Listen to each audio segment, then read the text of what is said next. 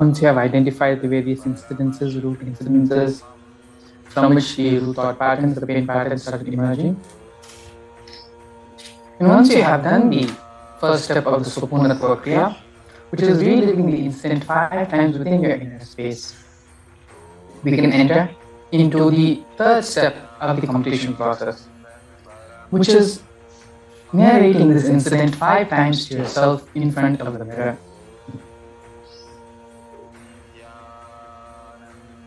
Narrate the incident as you were narrating it to your mother. How would you narrate it? Narrate the incident to yourself 5 times in the mirror, and make sure you're looking into the eyes of yourself as you narrate this incident. This is the step where we are preparing ourselves to do the completion with our mother. In the next step, we are directly going to be calling the mother figures of our life and doing the completion with them. And so before we enter into that directly, let's take a few minutes now to do the completion process with ourselves, to narrate this incident to ourselves 5 times. Yes, let us now begin.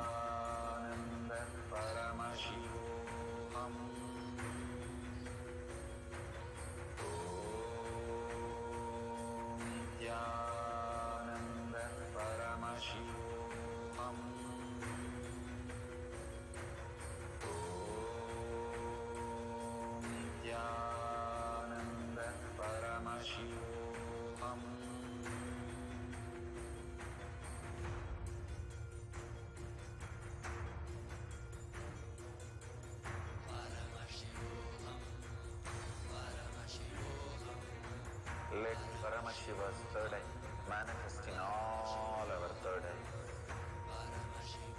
Let the Amrita pour, let the Vanni open up, manifest in all of us.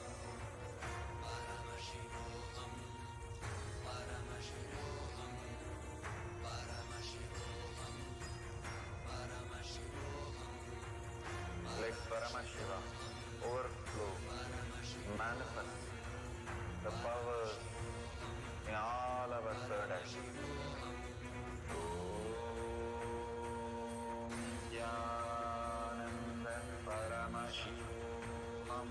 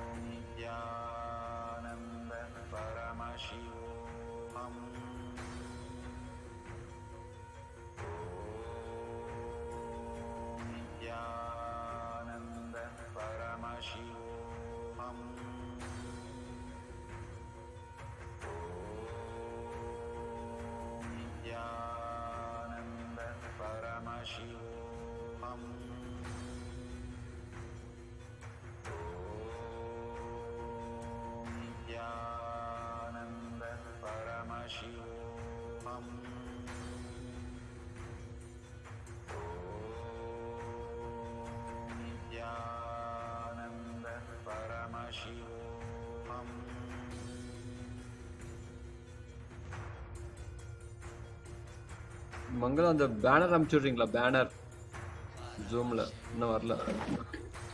Okay, Samitra, I'm sure. Let Paramashiva's third eye manifest in all our third eye. Let the Amrita pour, let the Vani open up, manifest in all of us.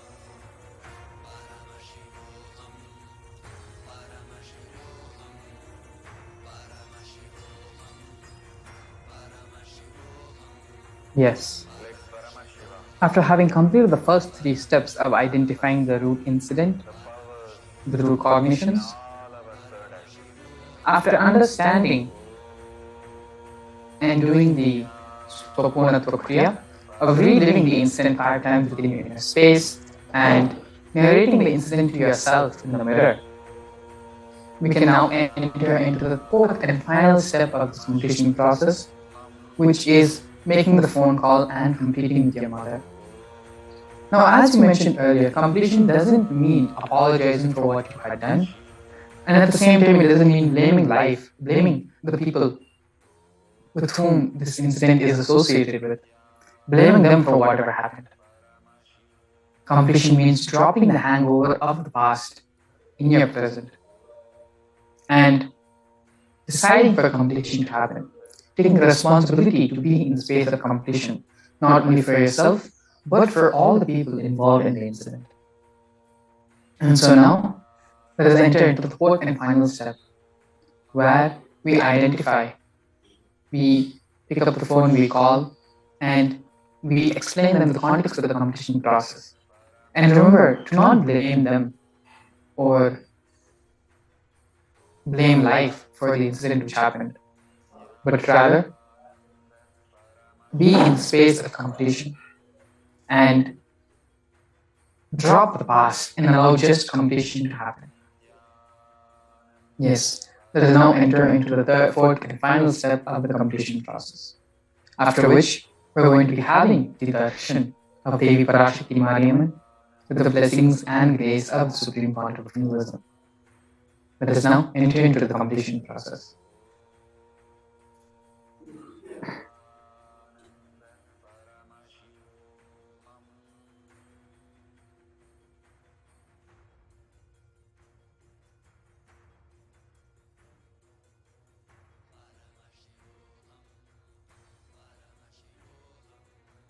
Let Paramashiva's third eye manifest in all our third eye.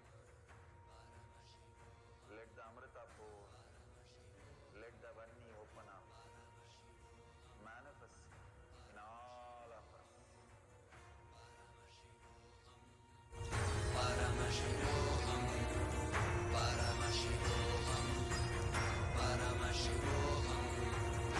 Let Paramashivam overflow, manifest the powers in all our third eye. Nithyananda Paramashivoham.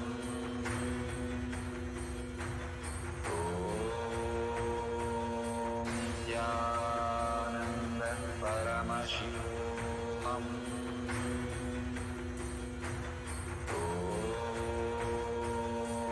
Nithyananda Paramashivoham.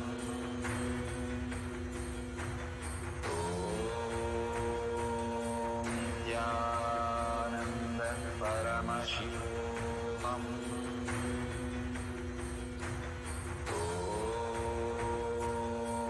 Nithyananda Paramashivoham.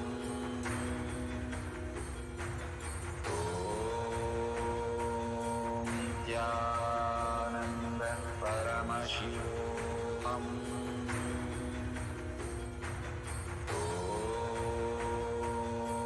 Nithyananda Paramashivoham.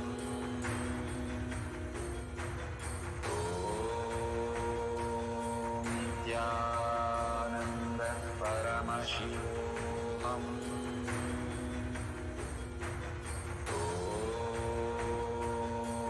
Nithyananda Paramashivoham.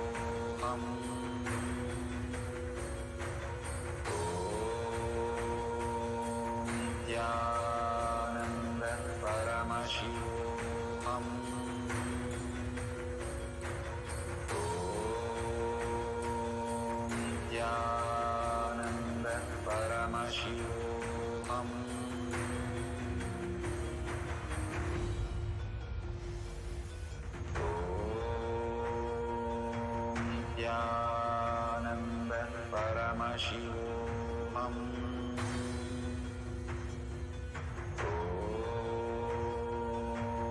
Nithyananda Paramashivoham. Om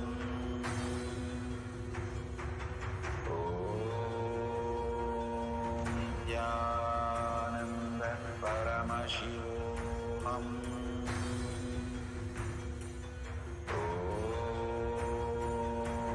Nithyananda Paramashivoham. Om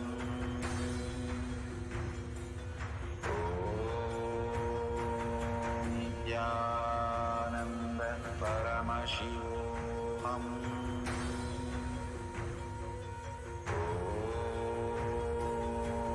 Nithyananda Paramashivoham.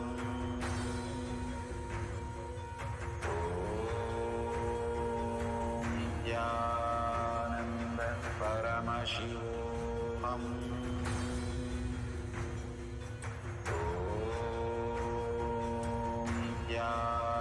Nithyananda Paramashivoham. Om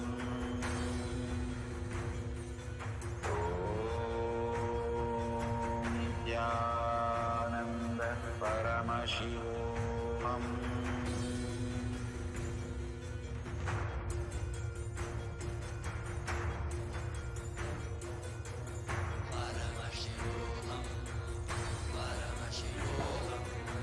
Let Paramashiva's third eye manifesting all. After having completed all the four steps of identifying the incident, Let the Vani open up. doing the Swapunatva Kriya of reliving the incident in your inner space for 5 times, after narrating the incident to yourself in the mirror 5 times, and after finally calling and completing with your biological mother,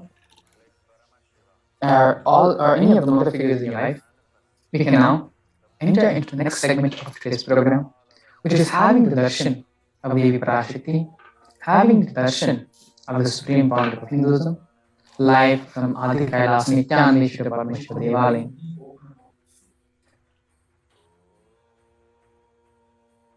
Let us now get ready to prepare ourselves to receive Devi Parashakti and offer our puja as well. It is this aspect of the program which transforms our fasting, our intermittent fasting, into Vratham. It is the aspect of adding the divine, as the Supreme Point of Hinduism says. It is only with the divine when the conscious will, our conscious will, is combined with the conscious will of the divine, does Vratham become fruitful. Does fasting turn into Vratham. And all the patterns, all the samskaras, all the wrong habits you are trying to drop through this process happens. And so now let us enter into this process. As a part of the puja is going to happen starting with the archana, the offering of the 108 names to Devi, followed by the offering of incense sticks, the offering of Deepa, the offering of Naivedyam, and the offering of Aarti. Let us now begin and start preparing ourselves to receive Devi Parashakti. And so if you have the Guru Patakas, you can take and keep the Guru Patakas and offer the puja to the Guru Patakas. If you also have the deity of Devi Parashakti, we have the Sri Yantra with Mahameru. All of these also can be taken and kept as a part of the offering of the puja. If you have some fresh flowers, that is highly recommended for the puja. Otherwise also, if you have the kumkum, which is the processed turmeric, processed haridra, you can offer the kumkum archana as well to Devi. Following the offering of the archana will be the offering of incense sticks, the red lamp, the naivedyam, the offering of freshly cooked food, and finally the offering of aarti. So now please take a few minutes to get ready and prepare for the offering of the puja to Devi. Also, please make sure that you are in the traditional attire. And so for men, that would be in the yoga vastram, with the dhoti and the suprayavitam, and without the upper cloth. And for women, that would be in the traditional sari. And please also remember to wear the Rudraksha malas and have the vibhuti and kumkum applied in all the right places. So now with this, take a few minutes now to prepare yourself to receive Devi Parashakti in the supreme part of Hinduism.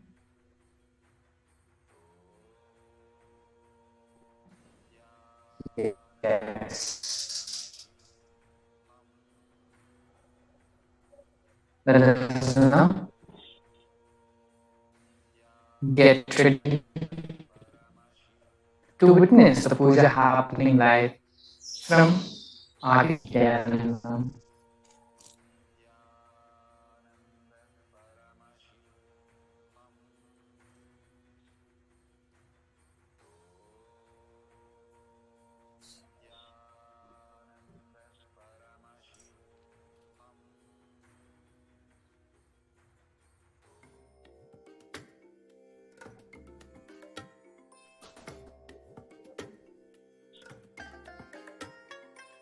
I bless you all.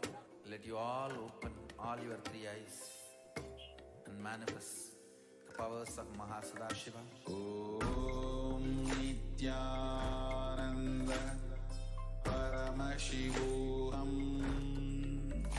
Om Nithyananda Paramashivoham. Om Nithyananda Paramashivoham. Om Nithyananda Paramashivoham. Om Nithyananda Paramashivoham.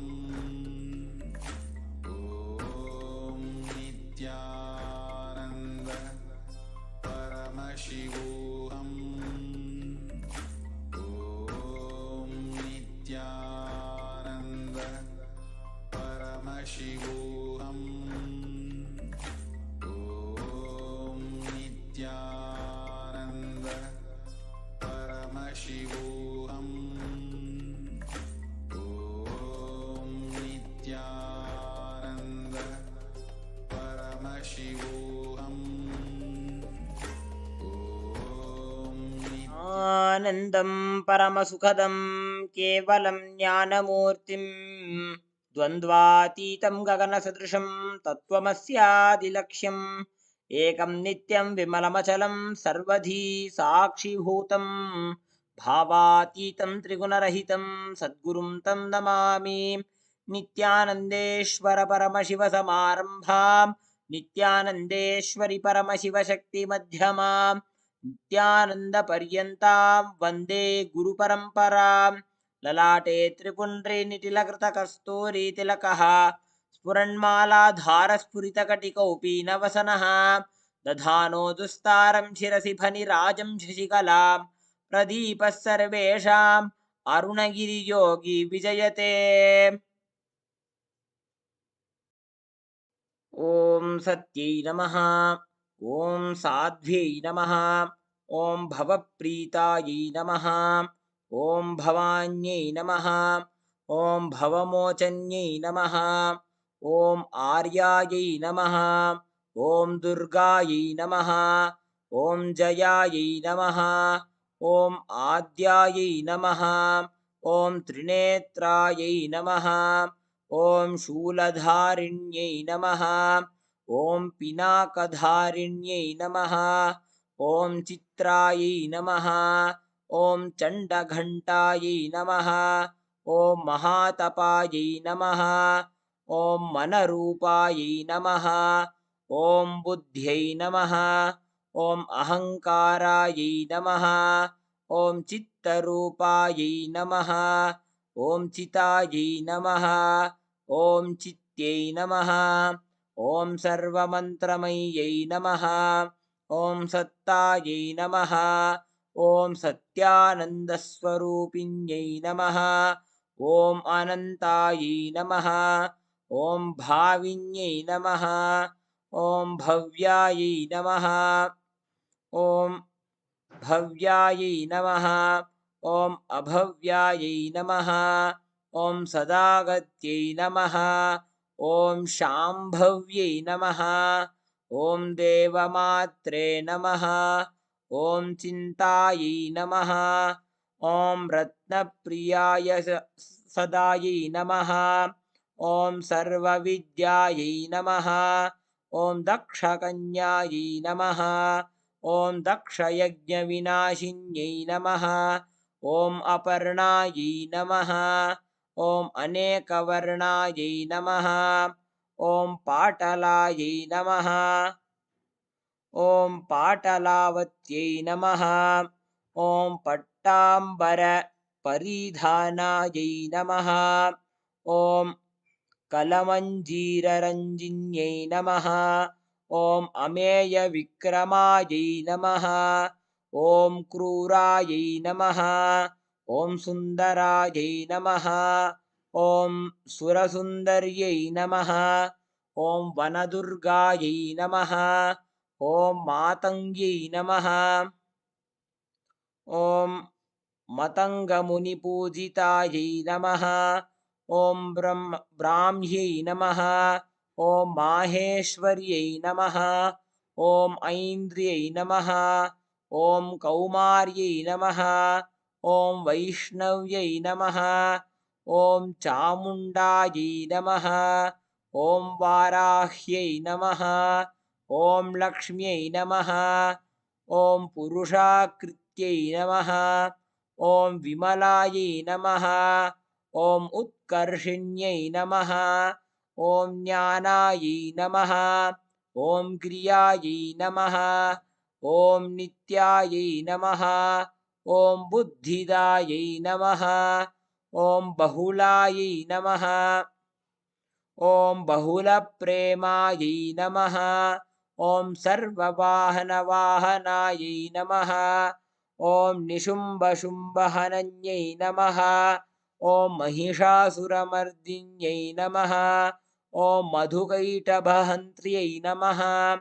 ॐ चण्डमुण्डविनाशिन्यै नमः। ॐ सर्वासुरविनाशिन्यै नमः। ॐ सर्वदानवघातिन्यै नमः। ॐ सर्वशास्त्रमय्यै नमः। ॐ सत्यायै नमः। ॐ सर्वास्त्रधारिण्यै नमः। ॐ अनेकशस्त्रहस्तायै नमः। ॐ अनेकास्त्रधारिण्यै नमः। ॐ कुमार्यै नमः। ॐ एककन्यायै नमः। ॐ कैशोर्यै नमः। ॐ युवत्यै नमः। ॐ यत्यै नमः। ॐ अप्रौढायै नमः। ॐ प्रौढायै नमः। ॐ वृद्धमात्रे नमः। ॐ बलप्रदायै नमः। ॐ महोदर्यै नमः। ॐ मुक्तकेश्यै नमः। ॐ घोररूपायै नमः। ॐ महाबलायै नमः। ॐ अग्निज्वालायै नमः। ॐ रौद्रमुख्यै नमः। ॐ कालरात्र्यै नमः। ॐ तपस्विन्यै नमः। ॐ नारायण्यै नमः। ॐ भद्रकाल्यै नमः। ॐ विष्णुमायायै नमः। ॐ जलोदर्यै नमः। ॐ शिवदूत्यै नमः। ॐ कराळ्यै नमः। ॐ अनन्तायै नमः। ॐ परमेश्वर्यै नमः। ॐ कात्यायन्यै नमः। ॐ सावित्र्यै नमः। ॐ प्रत्यक्षायै नमः। ॐ ब्रह्मवादिन्यै नमः। श्री नित्यानन्देश्वरी परमशिवशक्ति श्री इन्द्राक्षिदेव्यै नमो नमः।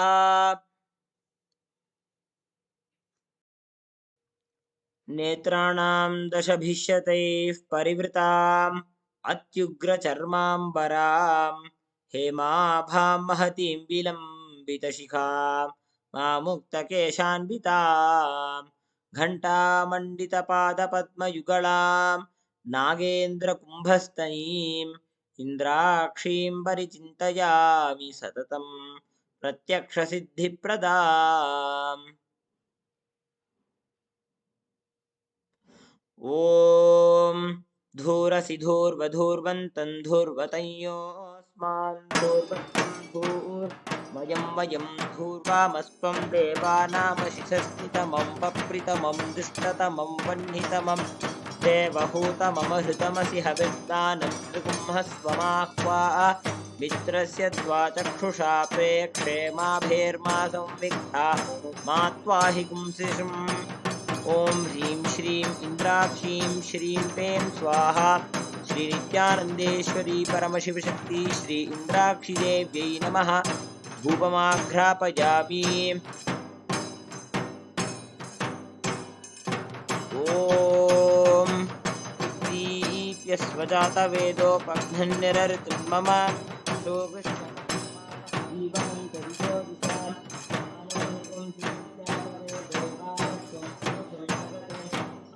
दग्न आगहि श्रिया मा परिपातय ॐ ह्रीं श्रीं इन्द्राक्षीं श्रीं पें स्वाहा श्री नित्यानन्देश्वरी परमशिवशक्ति श्री इन्द्राक्षी देव्यै नमः दीपं सन्दर्शयामि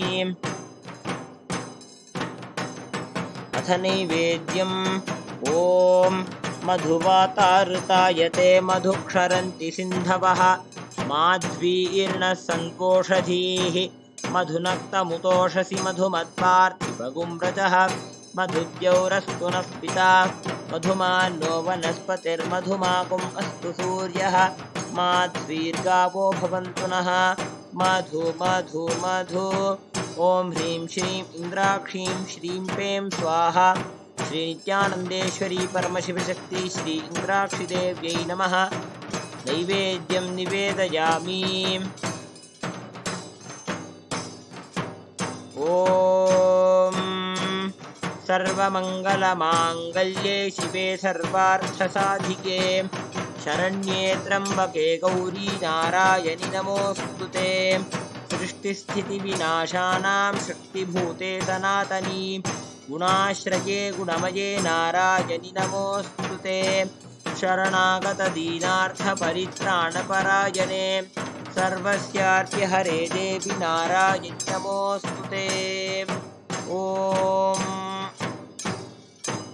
ह्रीं श्रीं इन्द्राक्षीं श्रीं पें स्वाहा श्री नित्यानन्देश्वरी परमशिवशक्ति श्री इन्द्राक्षी देव्यै नमः कर्पूरनीराजनं सन्दर्शयामि रक्षां धारयामि शोणाद्रीशावताराय ज्योतिस्तम्भस्वरूपिणे श्रीकैलासप्रधानाय नित्यानन्दाय मङ्गलं तत्त्वज्ञानप्रदाताय नित्यानन्देश्वररूपिणे श्रीकैलासप्रधानाय नित्यानन्दाय मङ्गलं मूलप्रकृतिरूपाय परमशिवशक्तिस्वरूपिणे श्रीकैलासप्रधानाय नित्यानन्दाय मङ्गलं दण्डत्रिशूलहस्ताय कालकालस्वरूपिणे श्रीकैलासप्रधानाय नित्यानन्दाय मङ्गलम् आदिपूज्याय देवाय सकृत्पूर्णत्वरूपिणे श्रीकैलासप्रधानाय नित्यानन्दाय मङ्गलम् सर्वाभयविनाशकाय शत्रुसंहाररूपिणे श्रीकैलासप्रधानाय नित्यानन्दाय मङ्गलम् योगभट्टाभिषिक्ताय राजसन्न्यासधारिणे श्रीकैलासप्रधानाय नित्यानन्दाय मङ्गलम् सार्वभौमैकपत्याय राजराजार्चिताय च श्रीकैलासप्रधानाय नित्यानन्दाय मङ्गलम् मङ्गलं कल्पवृक्षाय मङ्गलं ज्ञानदायिने परमशिवाय श्रीनित्यानन्देश्वराय मङ्गलम् मङ्गलं श्रीविद्याम्बायै मङ्गलं कामदायिन्यै सर्वमङ्गलदात्रे नित्यानन्देश्वर्यै मङ्गलम् मङ्गलं कुरुदेवाय मोक्षमूलाय मङ्गलं परमावताराय नित्यानन्दाय गुरवे मङ्गलम् त्वं स्मृतमहं धन्य मम प्राणमहेश्वर गङ्गाधर नामेति स्तोत्रस्थानं ददाम्यहम् हरिः ॐ तत्सत् सर्वं भगवच्छ्रीनित्यानन्द परमशिवपादुकार्पणमस्तु ॐ नित्यानन्दम्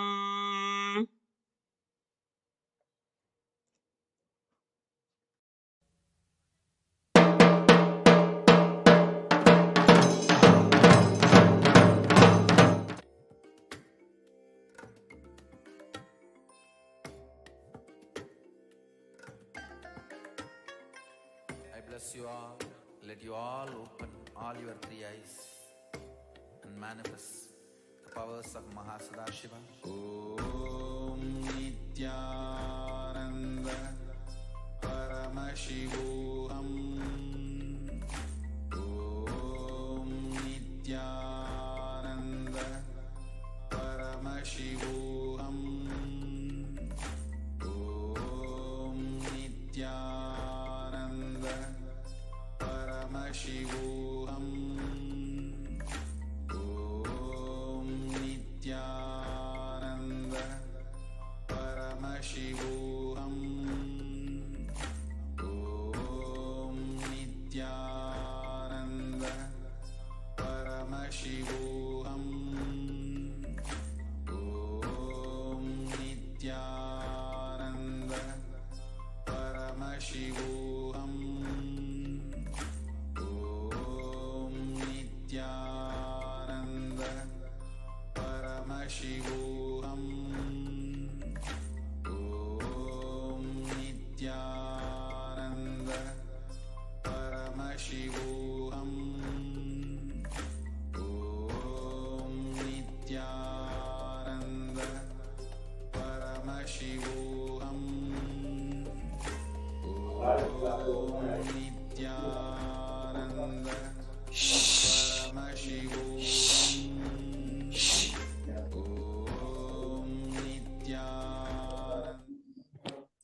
Nithyananda, that was such a powerful darshan of Devi Parashakti Mariamman that we all received now.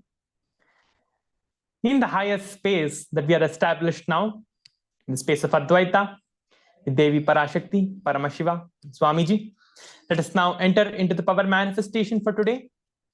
Today we are going to be doing another interesting power manifestation, where we are going to be decreasing the height of ourselves.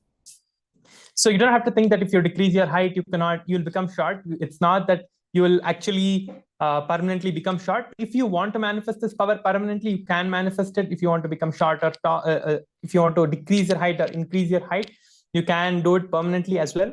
Or you can do it just for power manifestation and manifesting and seeing that you are manifesting this power and again come back to the height that you want to.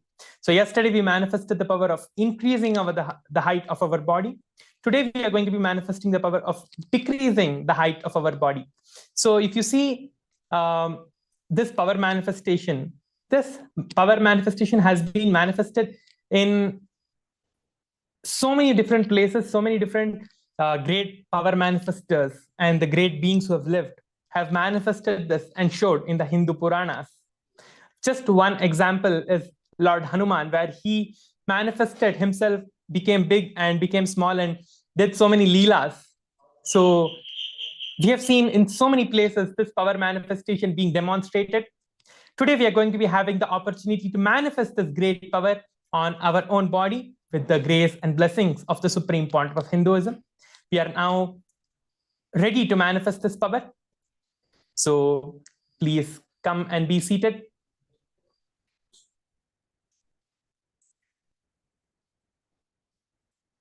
It is time to manifest this power now. Let us get ready for the power manifestation.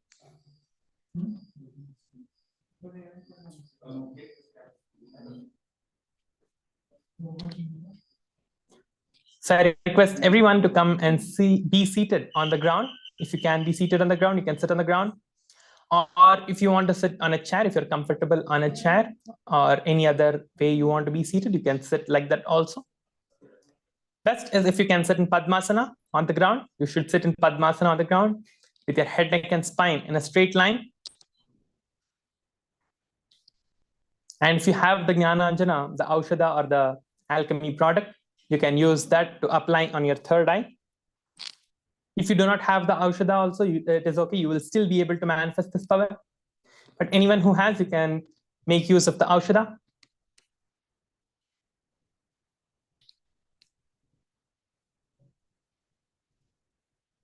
We are going to be starting the power manifestation in a few minutes. Just waiting for everyone to come and be seated. And ready with the Jnananjana, if they have.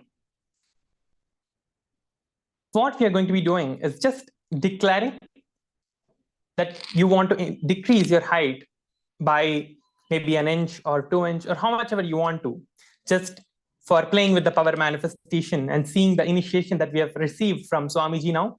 Just to manifest the powers from that, let us just manifest the power of decreasing our heights.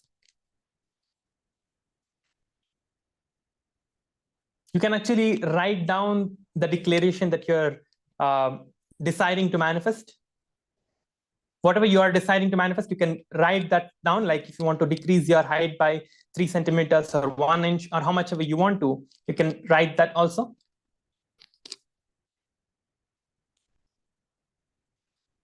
Let us get ready for the power manifestation now. Please be seated with your head, neck, and spine in a straight line.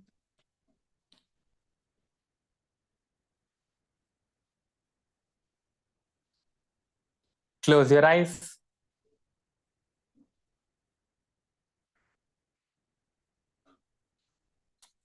Visualize the Supreme Pontiff of Hinduism, Swamiji, in your third eye. Any form of Swamiji that you most connect to, that you feel in the space of oneness, that you feel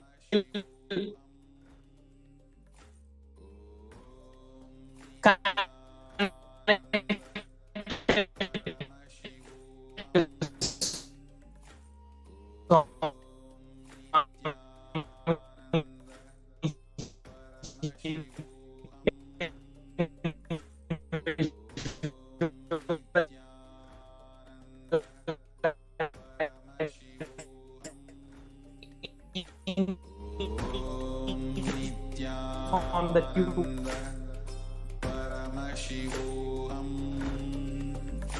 Om Nithyananda.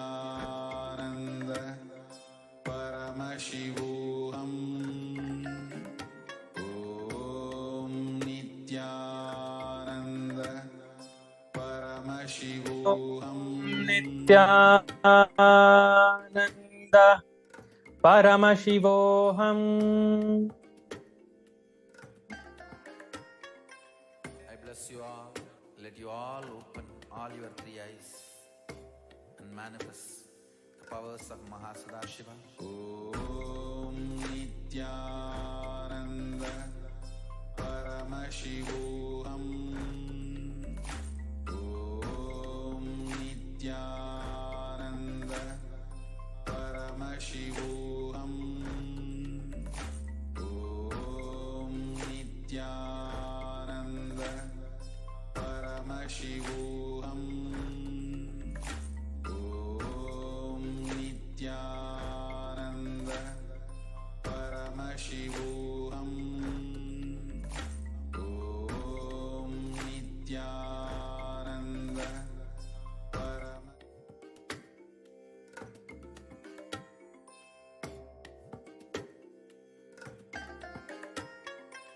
I bless you all. Let you all open all your 3 eyes and manifest the powers of Mahasadashiva. Om Nithyananda. Yes, now let us begin the power manifestation. Let us request the Supreme Pontiff of Hinduism manifest through us and decrease our heights of how much we want to manifest. Paramashivoham. Om Nithyananda. Paramashivoham. Om Nithyananda. Paramashivoham. Om Nithyananda. We have 3 minutes to manifest this power. Just request Swamiji, the Supreme Pontiff of Hinduism, in your third eye. Swamiji, please manifest through my body and decrease my height this much, or how much ever you want, 1 inch, 2 inch, or few centimeters, how much ever you decide to manifest this power. You can decide to do that.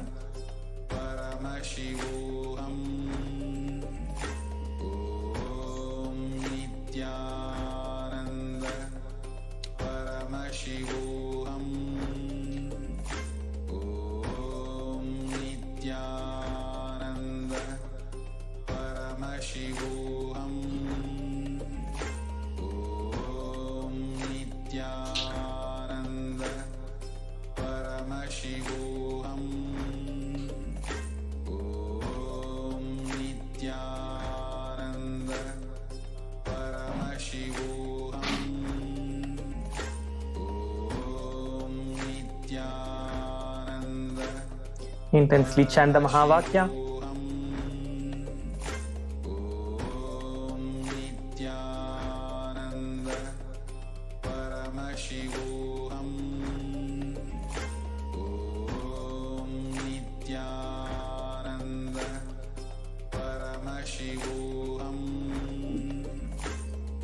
Have 1 more minute to manifest this power.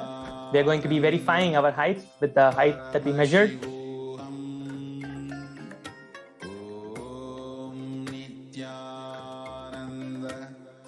Paramashivoham.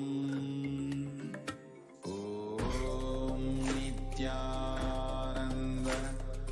Paramashivoham. Om Nithyananda.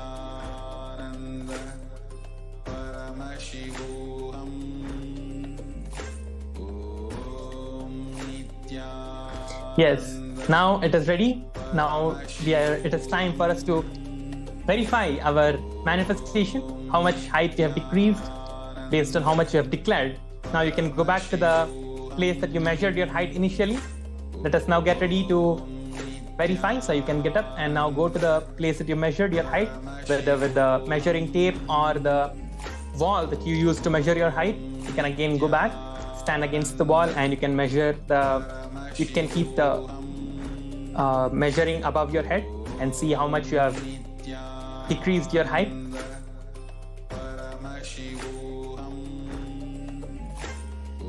We're going to be manifesting this power. Few more rounds.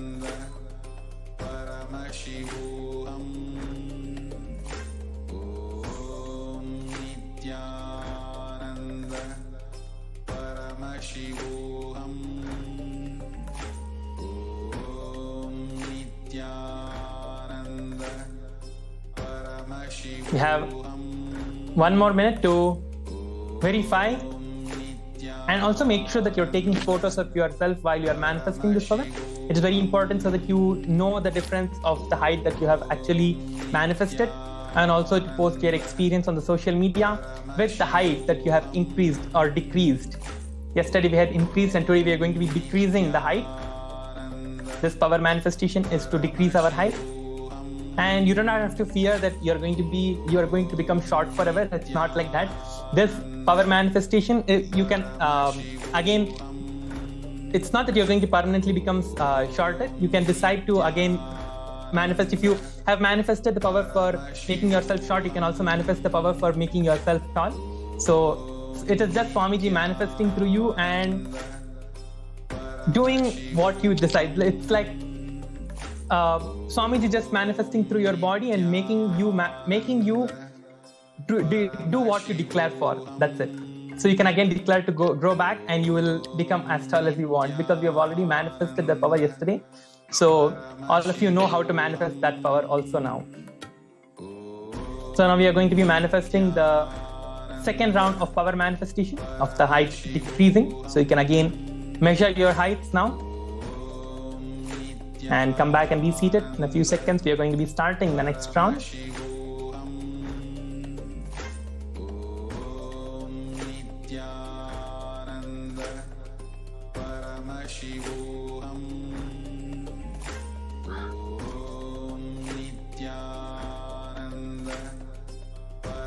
Paramashivoham. Om Nithyananda. Paramashivoham. Om Nithyananda. Paramashivoham. Om Nithyananda. Yes, let us now start the power manifestation. Be seated with your head, neck, and spine in a straight line. Visualize the supreme point of Hinduism in your third eye. Keep your eyes closed. Let us start chanting the Mahavakya. You can chant the Mahavakya aloud or within yourself. You can chant along with the Mahavakya which is being played. Intensely chant the Mahavakya.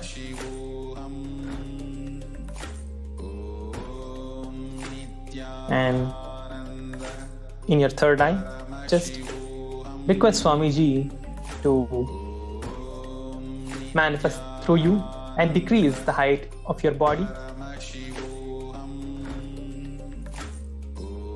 as much as you want. You can decide for that you want to decrease your height by 1 inch, 2 inch, or how much ever you want to manifest this power.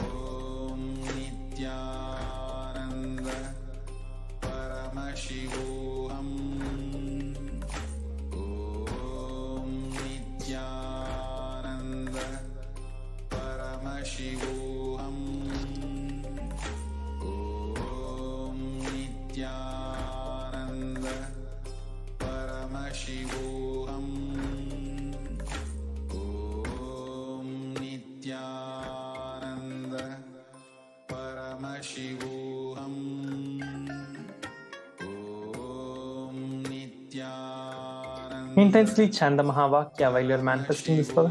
Keep your eyes closed, sit straight, and intensely chant the Mahavakya continuously.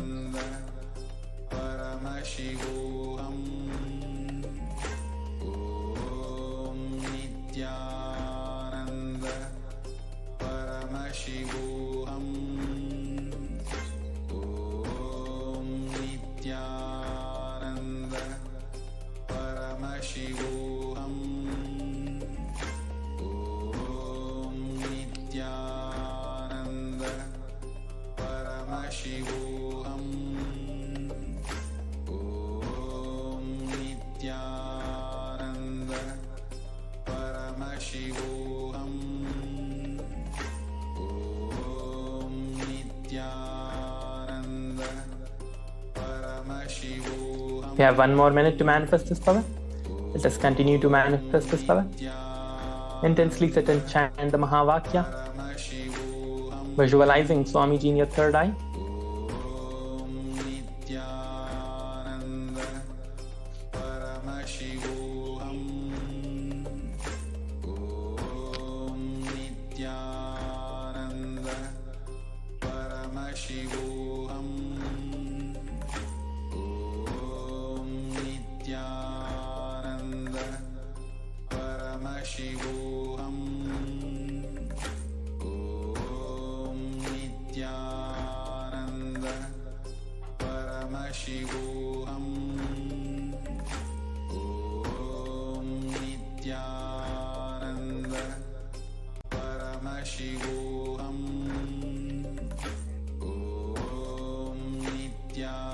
Yes, now it is time to verify the manifestation that has happened in us now.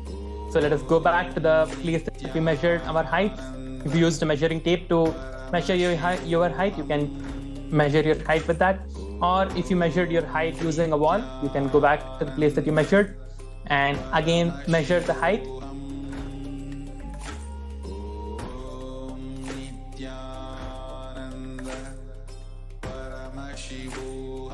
To make sure that you are measuring it properly, you have to keep it exactly above your head, or however you measured it before, you have to measure it exactly like that. So do not change anything in the process of the measurement. And also make sure that you are taking a photo of you after you manifest the power, and while you are measuring your height, take the photo of the measurement that you have measured.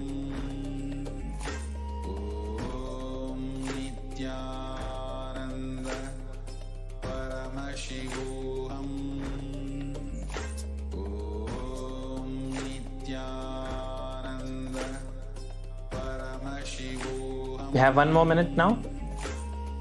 And we're going to be entering into the third round of today's power manifestation, which is the height decreasing. Paramashivoham.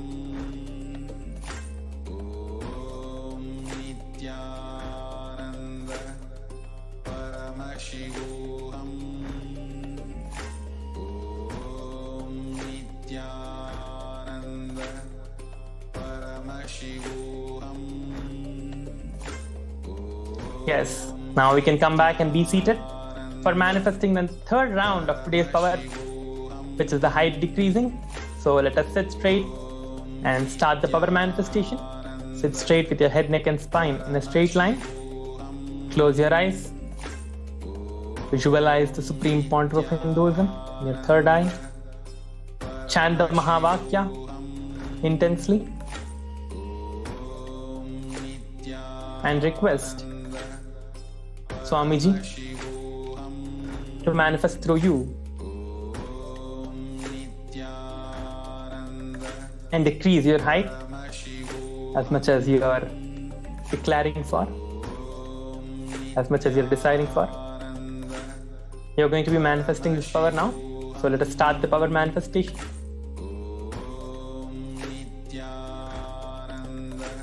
Sit straight and intensely chant the Mahavakya.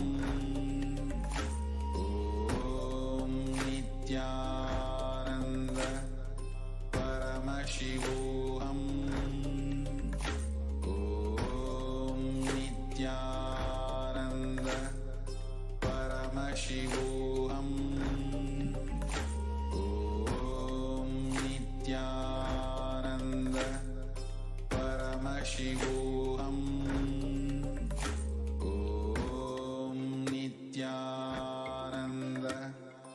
Paramashivoham.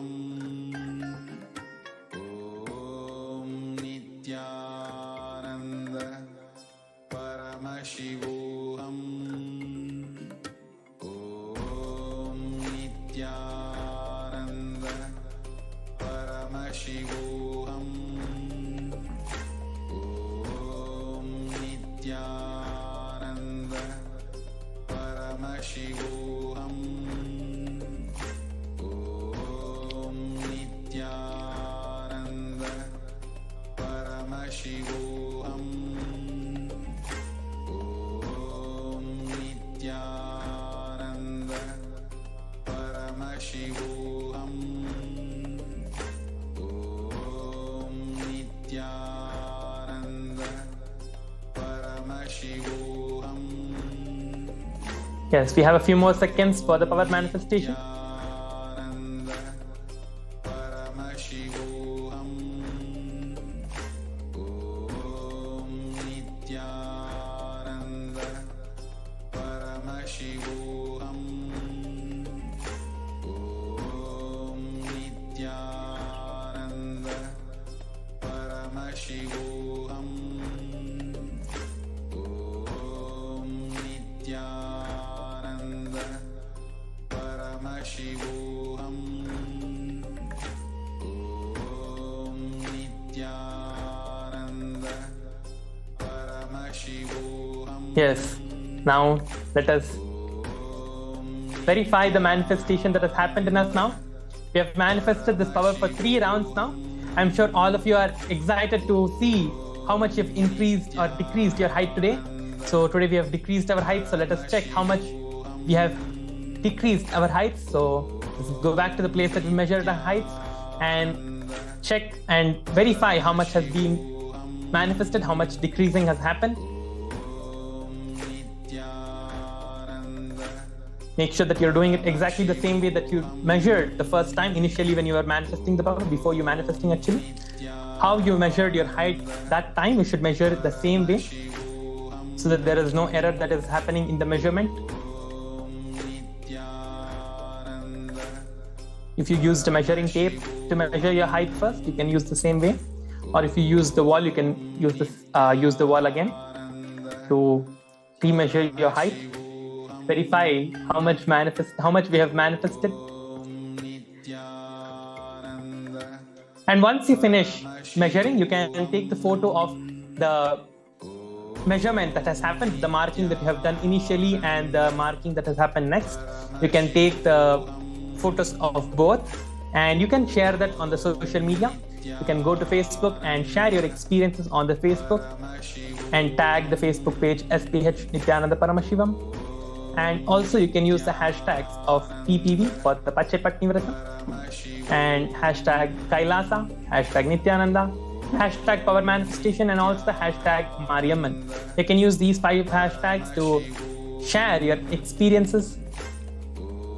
And also for all of those who are doing the Pacchai Pattini Vratham for so many days now, you can share your experience of how you have manifested so many beautiful things after you starting the Pacchai Pattini Vratham. You can use the hashtag PPV for sharing your experience. And for everyone, you can share your experience through a video. You can make a short video, or you can take photos of yourselves doing the power manifestation. And you can post that as well.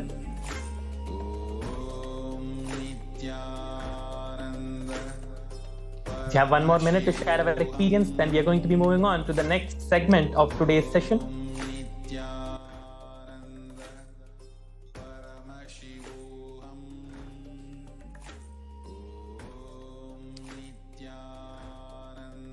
And let's quickly share our experiences and come back and be seated.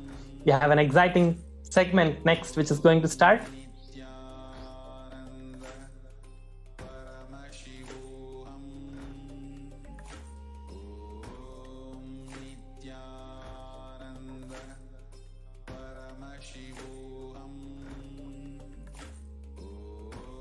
Yes. Now, with this, we have come to the end of today's power manifestation session. Let's now move on to the next segment. Thank you, Nithyananda.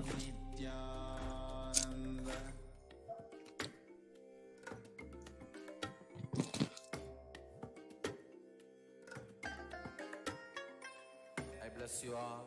Let you all open all your 3 eyes and manifest the powers of Mahasadashiva. Om Nithyananda Paramashivoham. Om Nithyananda Paramashivoham. Om Nithyananda Paramashivoham. Om Nithyananda Paramashivoham. Om Nithyananda Paramashivoham. Om Nithyananda Paramashivoham. Om Nithyananda Paramashivoham. Om Nithyananda Paramashivoham. Om Nithyananda Paramashivoham. Om Nithyananda Paramashivoham. Om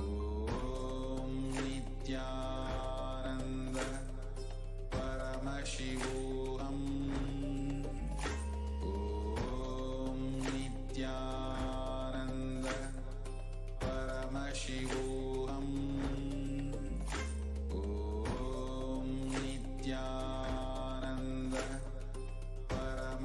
Paramashivoham. Om Nithyananda Paramashivoham. Om Nithyananda Paramashivoham. Om Nithyananda Paramashivoham. Om Nithyananda Paramashivoham.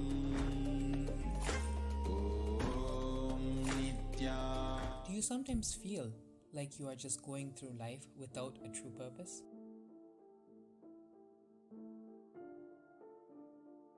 Do you feel alienated from your own identity? Feel like you have no control or that you're living someone else's life? Everything you've earned, everything you've achieved, seems meaningless? And the answer to the meaning of life is just out of reach?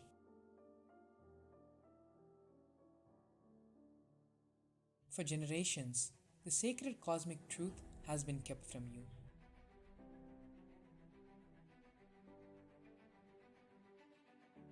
We are divine beings, experiencing a human form in a playground of existence.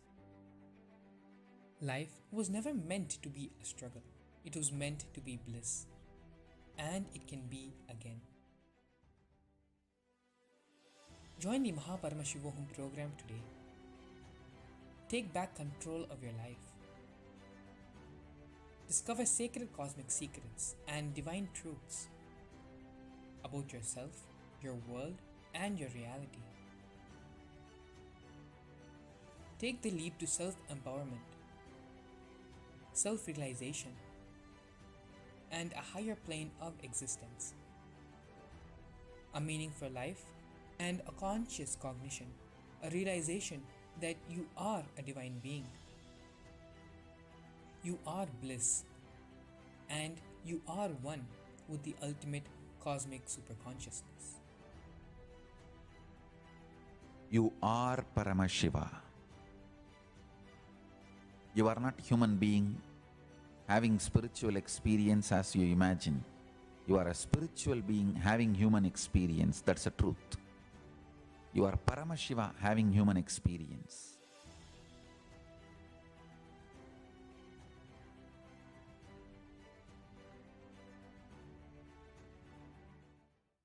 Do you sometimes feel like you are just going through life without a true purpose?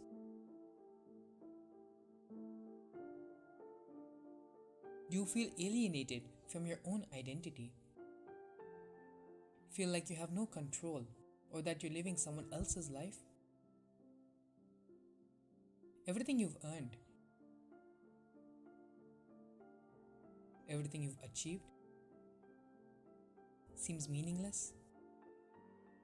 And the answer to the meaning of life is just out of reach?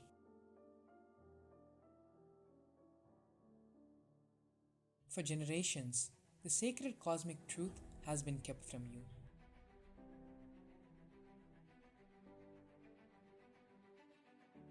We are divine beings, experiencing a human form in a playground of existence. Life was never meant to be a struggle, it was meant to be bliss, and it can be again. Join the Paramashivoham program today. Take back control of your life.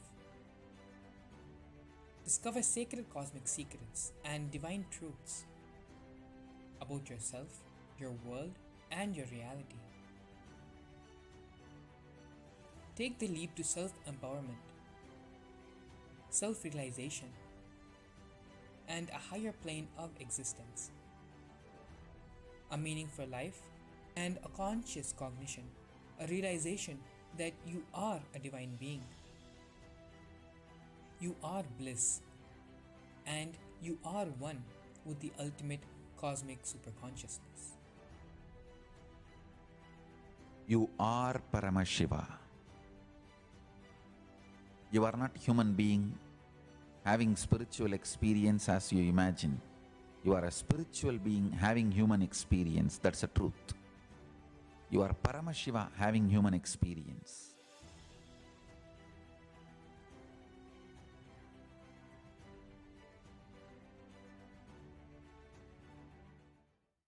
Do you sometimes feel like you are just going through life without a true purpose?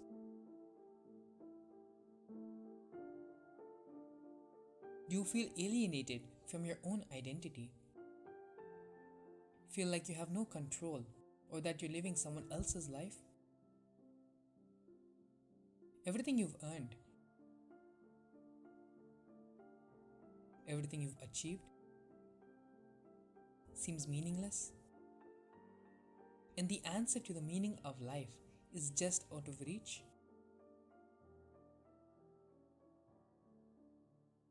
For generations, the sacred cosmic truth has been kept from you.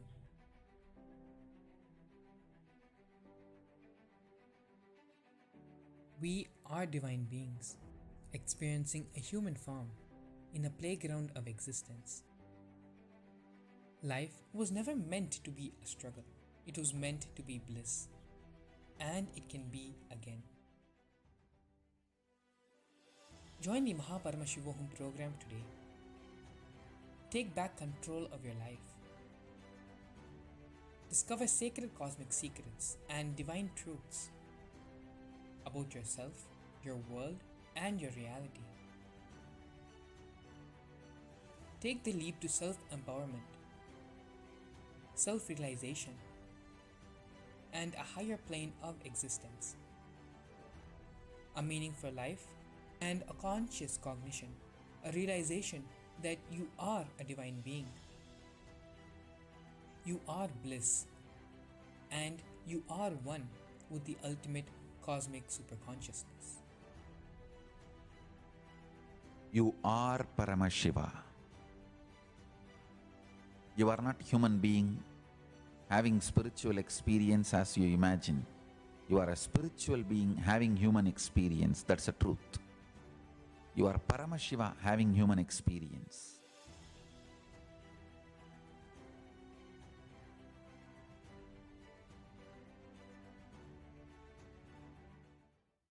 Do you sometimes feel like you are just going through life without a true purpose?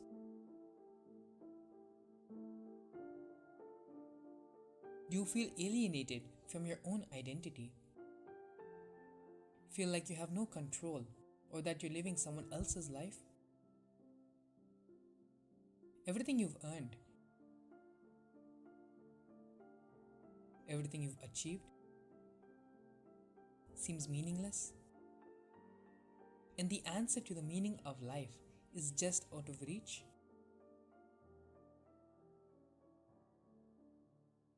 For generations, the sacred cosmic truth has been kept from you.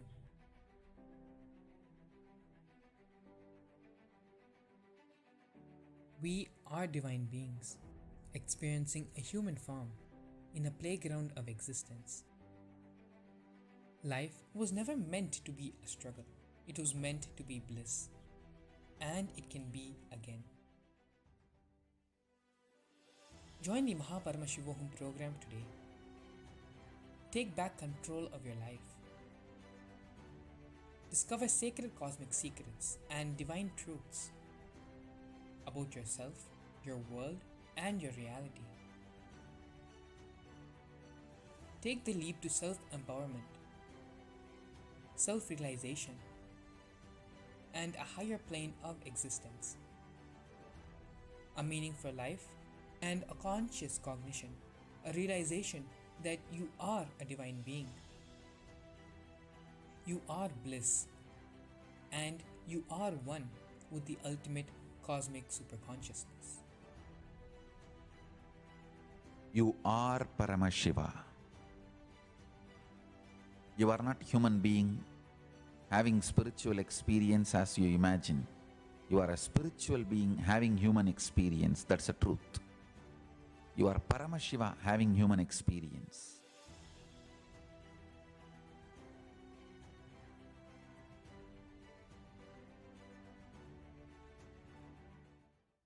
Do you sometimes feel like you are just going through life without a true purpose?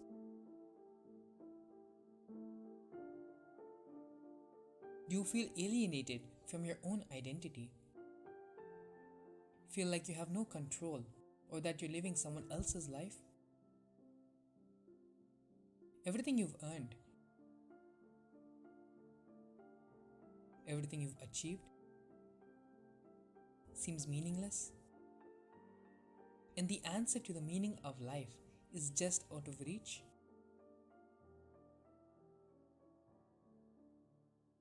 For generations, the sacred cosmic truth has been kept from you.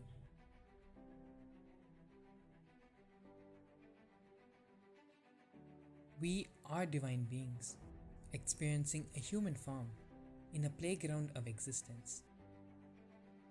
Life was never meant to be a struggle, it was meant to be bliss, and it can be again.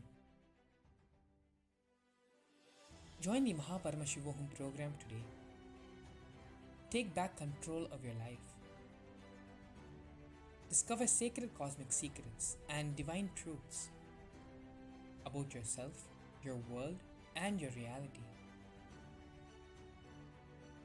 Take the leap to self-empowerment, self-realization, and a higher plane of existence. A meaning for life and a conscious cognition, a realization that you are a divine being. You are bliss, and you are one with the ultimate cosmic superconsciousness. You are Paramashiva. You are not human being having spiritual experience as you imagine. You are a spiritual being having human experience. That's the truth. You are Paramashiva having human experience.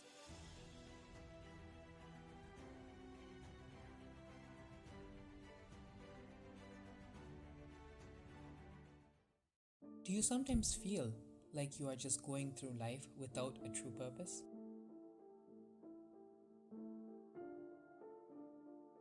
Do you feel alienated from your own identity? Feel like you have no control or that you're living someone else's life? Everything you've earned, everything you've achieved seems meaningless? And the answer to the meaning of life is just out of reach?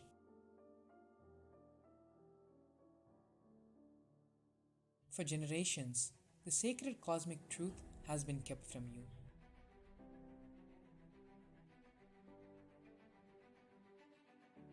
We are divine beings, experiencing a human form in a playground of existence. Life was never meant to be a struggle.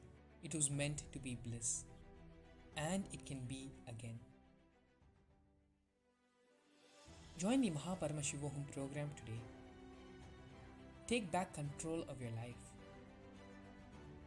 Discover sacred cosmic secrets and divine truths about yourself, your world, and your reality. Take the leap to self-empowerment, self-realization, and a higher plane of existence. A meaning for life and a conscious cognition, a realization that you are a divine being. You are bliss, and you are one with the ultimate cosmic superconsciousness. You are Paramashiva. You are not human being having spiritual experience as you imagine. You are a spiritual being having human experience. That's the truth. You are Paramashiva having human experience.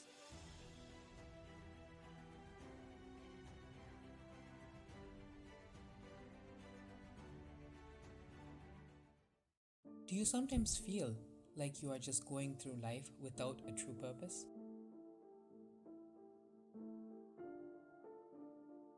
Do you feel alienated from your own identity? Feel like you have no control or that you're living someone else's life?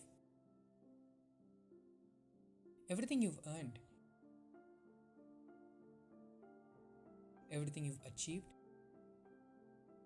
seems meaningless? And the answer to the meaning of life is just out of reach?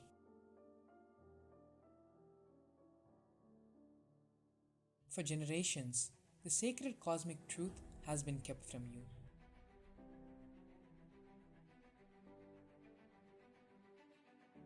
We are divine beings, experiencing a human form in a playground of existence.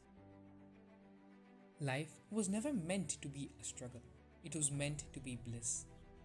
And it can be again. Join the Paramashivoham program today. Take back control of your life. Discover sacred cosmic secrets and divine truths about yourself, your world, and your reality. Take the leap to self-empowerment, self-realization, and a higher plane of existence.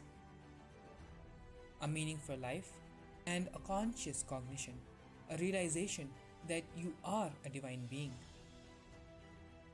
You are bliss, and you are one with the ultimate cosmic superconsciousness. You are Paramashiva. You are not human being having spiritual experience as you imagine. You are a spiritual being having human experience. That's the truth. You are Paramashiva having human experience.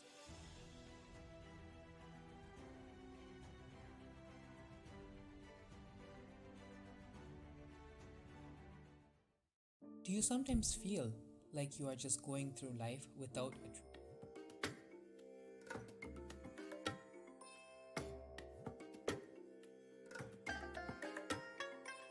I bless you all. Let you all open all your three eyes and manifest the powers of Mahasadashiva. Om Nithyananda Paramashivoham. Om Nithyananda Paramashivoham. Om Nithyananda Paramashivoham. Om Nithyananda Paramashivoham. Om Nithyananda Paramashivoham. Om Nithyananda Paramashivoham. Om Nithyananda Paramashivoham. Om Nithyananda Paramashivoham.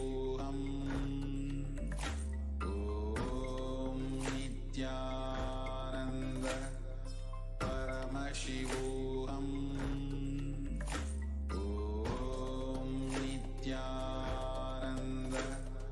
Paramashivoham. Om Nithyananda Paramashivoham. Om Nithyananda Paramashivoham. Om Nithyananda Paramashivoham. Om Nithyananda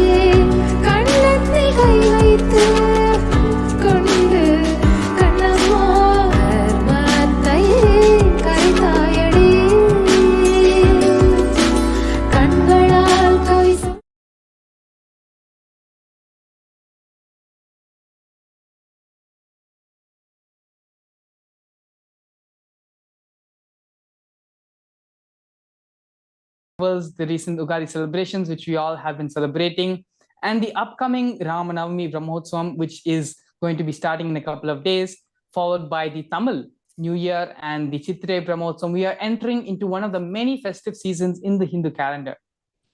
And so going to temples, celebrating, doing the rituals and pujas in our own house itself, celebrating these festivals are about our lifestyle. These are a part of our lifestyle. And for many of us growing up as practicing Hindus, this is a part of our childhood as well and is extremely nostalgic experience for all of us.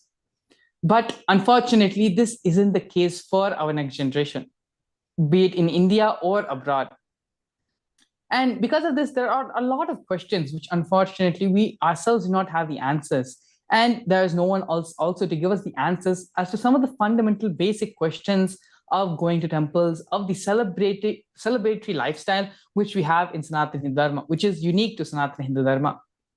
Whenever we talk to devotees and to various people, the public, a question which we are regularly faced is how to get our youth to come to temple, how to inspire them, how to make them understand, instead of forcing them or just trying to tell them it's something you have to do it, and because you have to do it, you just have to do it. But actually giving them the real context of why they need to go to temple. And so with this, we have some of the most fundamental and frequently asked questions, which we are going to be helping you all understand and answer maybe some of your questions which you yourself are having about the temple lifestyle, about visiting temples, and why temples are an important part of our tradition. And so with us, I also have Sunitya Brahmasukananda Maharaj. Nithyananda Maharaj. Maharaj. Yes, and so today we are going to be entering into these series of questions as to why the temple lifestyle is extremely important for our tradition, and what are the various benefits you can have through the temple lifestyle, and why this is such a big part of Hinduism. And so to begin with, the first question which we are usually faced is, God is everywhere. Why do I need to go to temple? Yes. So see, this is one of the frequent questions which I personally also have encountered with my friends, with other people who I have interacted with, mostly from the younger generation. See, it's like one of my friends, he made the same exact statement that, I don't really go to the temple because God is in my heart. God is everywhere. What is the need? And see, so that even brought me into this questioning state. Okay, what is really going on? We have temples. Temples have been a part of the whole Hindu religion, whole spirituality, whole culture. And at the same time, Hinduism also talks about the truth that God is everywhere. It is true. Then why temples? Why do we need to go to temples? See, when I personally started my questioning, my seeking, so ultimately I got the answers which I got from Swamiji himself. So based on that only, I just want to enrich people and help and give a clarity on these kinds of doubts and questions and misconceptions. So first thing, see, if God is everywhere, why do we need to go to the temple? The point is that this fact that God is everywhere is still a concept in our minds. It's not really become an experiential reality.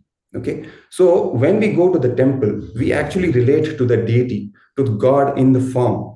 And through that form, we actually get to experience this truth that God is everywhere as experiential reality. Because the God in the form of a deity in the temple, it is an independent intelligence who is residing in the temple. And when we relate to God in the temple, in that form, with all the rituals and everything, then only we actually get to experience this fact, this truth that God is everywhere as the experiential reality. So you say experiential reality. Exactly what do you mean by that? When you say experiential, what am I supposed to understand from experiential reality? What is that supposed to convey to all of us? Yes, a very good question, actually. Yeah, I admit that it's like a loaded term, it's a big term, experiential reality. What does it mean? Okay, let me explain it in a simple way. When you go to the temple, whatever you experience, it is actually physical down to your core. You're actually relating to the deity, building a relationship with the deity. You relate to the deity as your father, your mother, brother, in any form, as a friend, maybe. So when you build that personal relationship with the deity, so whatever you're going through with the deity, or whatever emotions and everything, and the truths that you experience, they all actually become grounded in your system. You're actually physically embodying those truths. And ultimately, it is the same deity. When that relationship with the deity matures and it grows and beyond, gains a certain kind of a maturity, that same deity will actually guide you into manifesting and realizing that truth actually physically in the body, that you and deity are actually one, and you pervade the entire cosmos. Now, when I say it, it looks like an abstract concept, right? But that is even the part of the question. God is everywhere. When the person is asking, he's just actually mentioning an abstract concept. To make that concept into reality, we have to go to the temple. We have to relate to God in the form of the deity, so that God can help us to actually realize this concept as truth, as reality.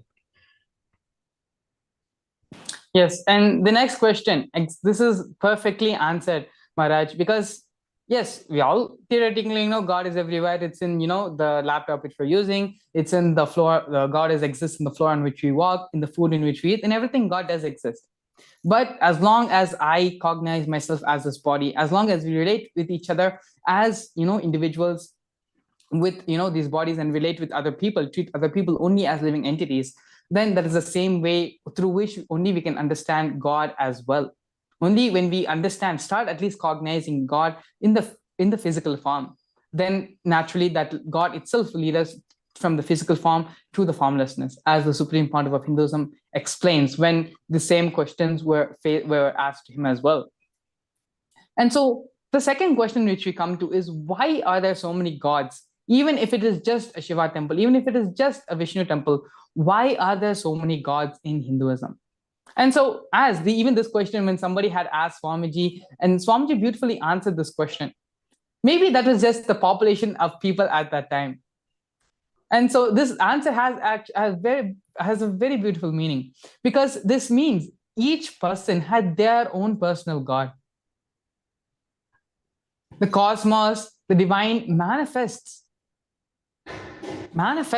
as so many different forms to cater to the individual personal needs of a person. Different kinds of people connect with different kinds of gods. Even if you just take Shiva itself, during the Paramashivoham program, the Supreme Pontiff of Hinduism manifests as the 64 forms of Shiva itself. Within Shiva itself, there are 64 different forms. Within Ganesha itself, there are so many different forms. Parandama, Lord Vishnu, he himself has assumed so many different forms. Krishna, Venkateshwara, Lord Rama. And so this is just the fundamental reason why, because different kinds of people connect with different gods. And this is the reason why there are so many gods in Hindu Sanatana Hindu Dharma, even if it is just a Vishnu temple, even if it is just a Shiva temple. When Shiva comes down, then automatically Devi is also there, Ganesha is there, Subramanya is there, Nandi, all the Parivara Devatas, Bringi, Veerabhadra, Kalabhairava, everyone comes down as a part in manifesting Kailasa on the ground. When there's a Vishnu temple, it is literally recreating the space of Vaikuntha on earth, on the planet. And so this is the reason why there are so many gods in Hinduism, why there are so many different, it's for our personal benefit. It does not that, oh, okay, so many gods are there, we have to sit and worship each and every single god in Hinduism. No, that is not the reason why. It is to give us which one do we connect the more with, which one do we relate the more, we relate personally, which one we relate to. That is why giving us a more easier way, more space for us, different ways to connect with the divine. Yes, also even I would add one more point to that, Maharaj, beautifully put. The Hinduism, as Swamiji also puts it, it's not a one God religion. It is a oneness-based religion.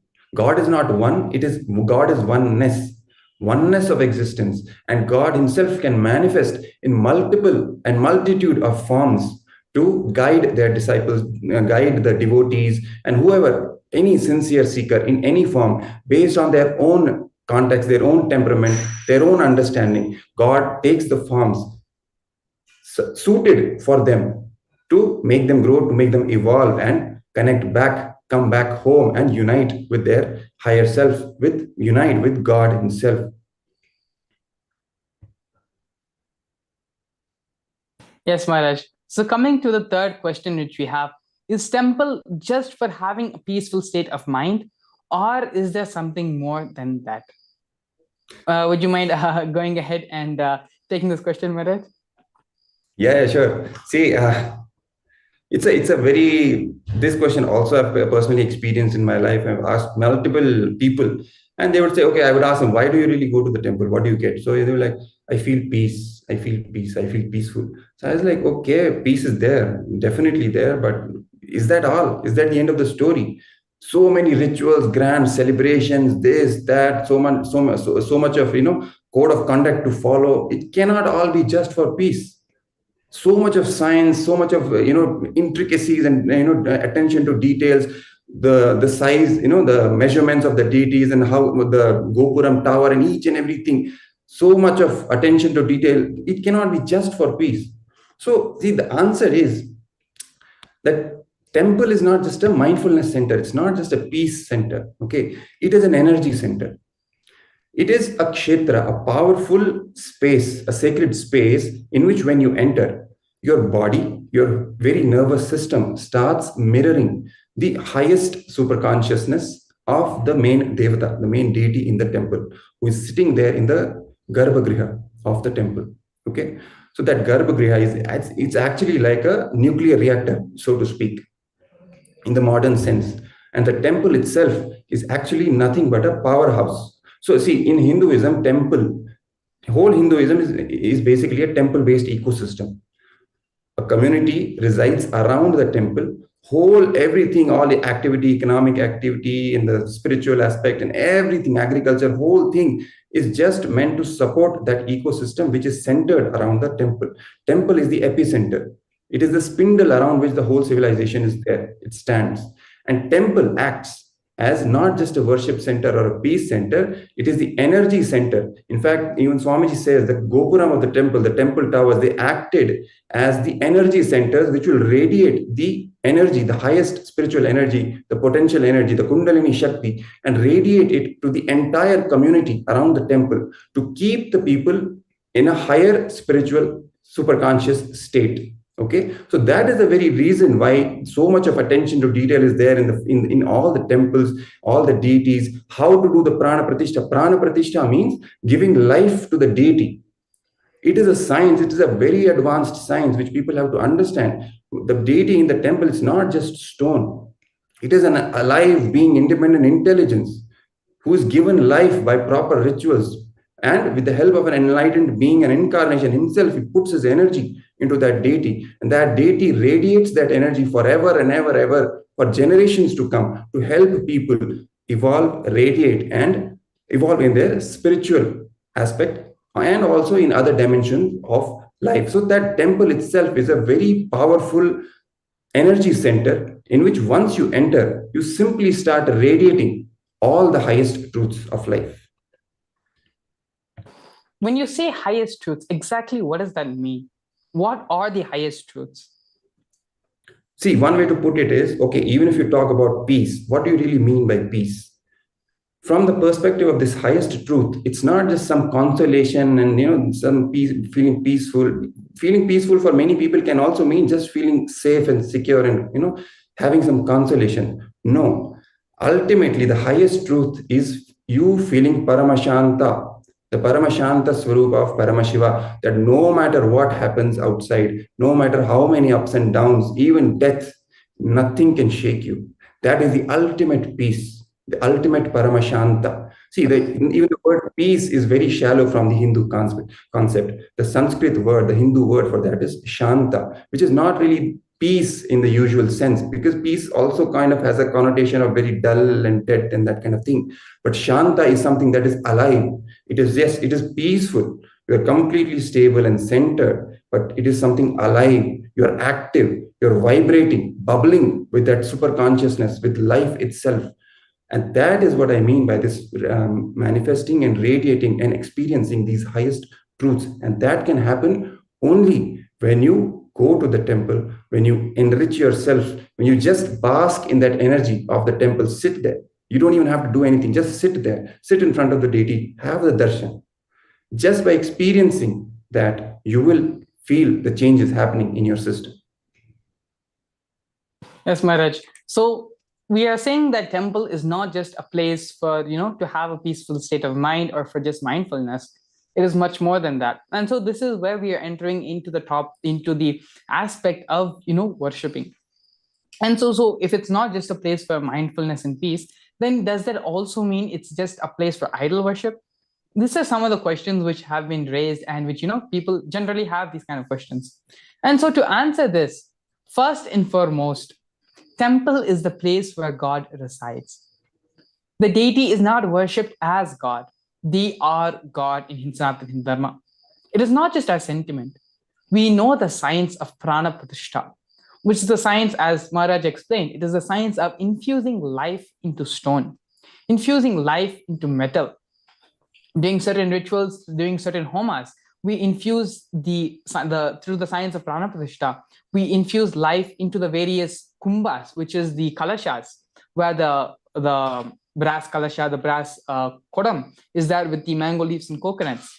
And sometimes during the various rituals, it is invoked in the mandala, which is drawn sometimes in manjal, which is the turmeric, or in the rice. If for all of us who have attended Shiva Diksha, we would have seen the mandala, the Shiva mandala, which is created, through which we offer the flower and we receive the spiritual name from Paramashiva.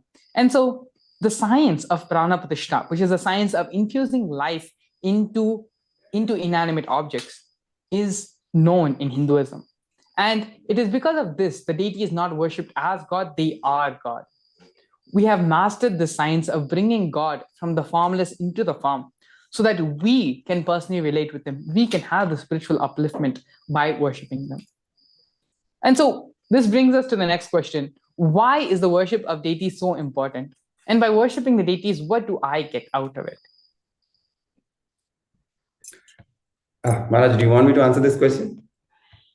I think, yes, Maharaj, this will be better suited for you as to why the worship of deities is important.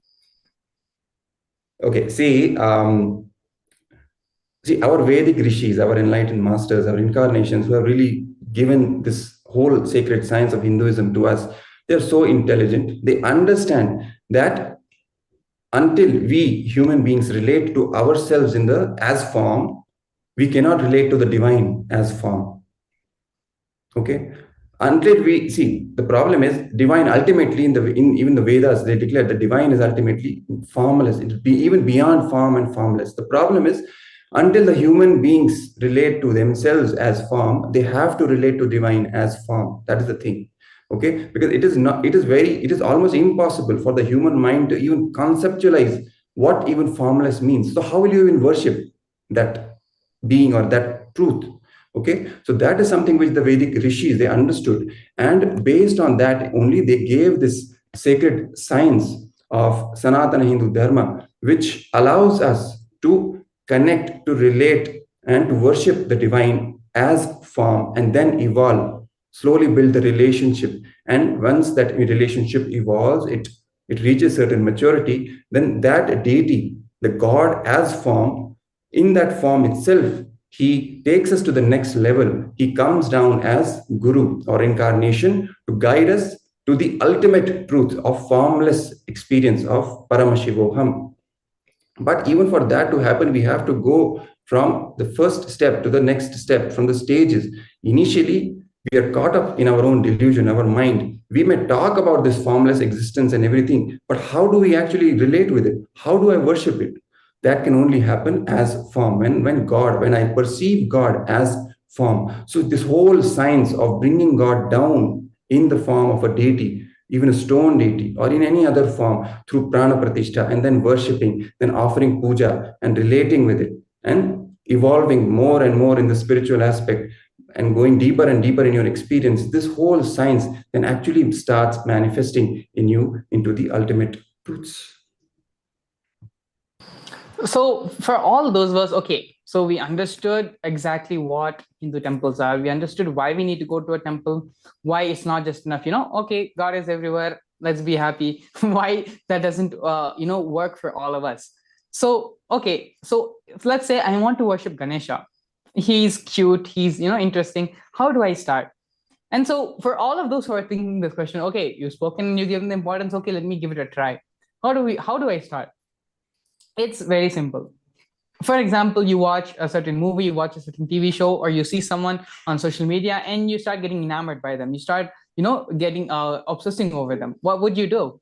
You would start Googling, you'd start finding their videos on YouTube. You would start seeing some of the YouTube videos. You would start maybe even going on to Pinterest and start creating a board for them. Just the same way with Ganesha or with any other deity, any other devata of Sanatana Hindu Dharma. It starts by just Googling, understanding, learning more and more about them. As we had mentioned earlier, it is just a relationship you're building in your life. How you have the relationship with your mother, how you have the relationship with your father. You're just building another relationship in your life.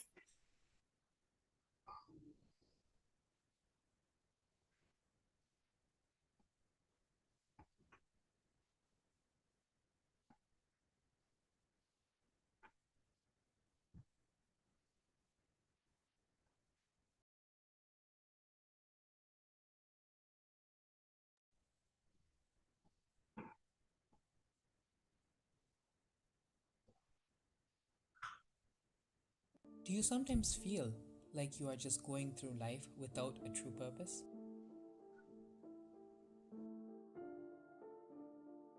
Do you feel alienated from your own identity? Feel like you have no control or that you're living someone else's life? Everything you've earned, everything you've achieved seems meaningless? And the answer to the meaning of life is just out of reach?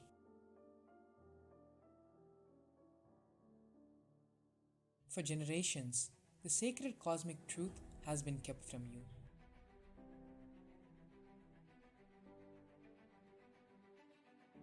We are divine beings, experiencing a human form in a playground of existence. Life was never meant to be a struggle. It was meant to be bliss. And it can be again. Join the Paramashivoham program today. Take back control of your life. Discover sacred cosmic secrets and divine truths about yourself, your world, and your reality. Take the leap to self-empowerment, self-realization, and a higher plane of existence. A meaning for life and a conscious cognition, a realization that you are a divine being. You are bliss, and you are one with the ultimate cosmic superconsciousness. You are Paramashiva. You are not human being having spiritual experience as you imagine. You are a spiritual being having human experience. That's the truth. You are Paramashiva having human experience.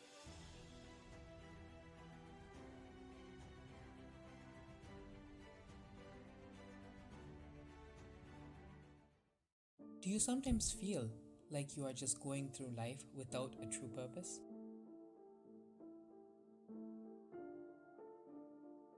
Do you feel alienated from your own identity? Feel like you have no control or that you're living someone else's life? Everything you've earned, everything you've achieved seems meaningless? And the answer to the meaning of life is just out of reach?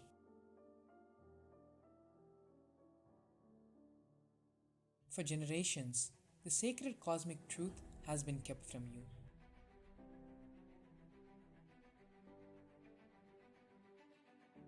We are divine beings, experiencing a human form in a playground of existence. Life was never meant to be a struggle. It was meant to be bliss. And it can be again. Join the Paramashivoham program today. Take back control of your life. Discover sacred cosmic secrets and divine truths about yourself, your world, and your reality.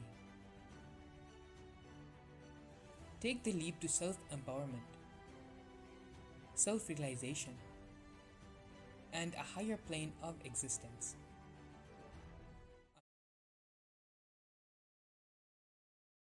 Nithyananda, Sorry for the technical glitch that we are facing. So let us for now continue with the common questions and misconceptions that we are facing from the Hindu youth, for what they are going through, what they are thinking, what kind of questions come to their minds. For example, Mangala Maharaj just talked about this common question about, okay, how do I connect with Ganesha? How do I start? Okay, I find him so cute, and he actually is. He's so cute. He's so I just want to connect with him. I just want to see, okay, just how do you even start? So that's what he beautifully answered. Now, you start by going to your nearby temples. See, one very good thing about Ganesha, for example, is that he is a deity. He's there in every temple, whether it is a Shaivite temple, Vaishnavite temple, Shakta temple, any temple.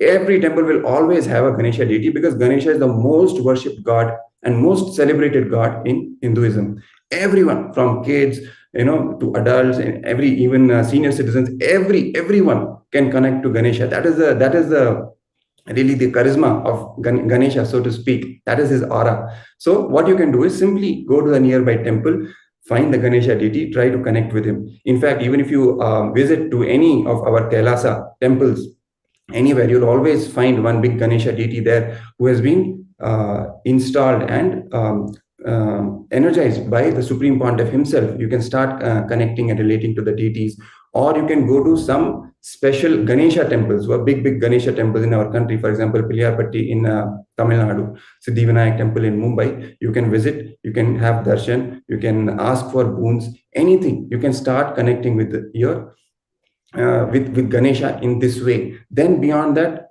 one more thing you can do is you can get your own personal Ganesha deity, small murti, and start connecting with it, start relating with it. Not even something complicated I'm talking about. Simply, waking him up in the morning, brushing his teeth, giving baths to him, feeding him, simple things. In fact, even Swamiji, the Supreme Pontiff, in his childhood, he started his life with worshipping Ganesha, relating with Ganesha this way. He actually did all this. So it is very powerful. It builds something that is called as vitarka in Hinduism. It's a technical term. It means something that is beyond logic and the wrong logic, both tarka and kutarka. It's straight intuitive logic, which will straight make you connect with the deity. Straight, like you touching the live wire. The whole thing, you don't have to go through any.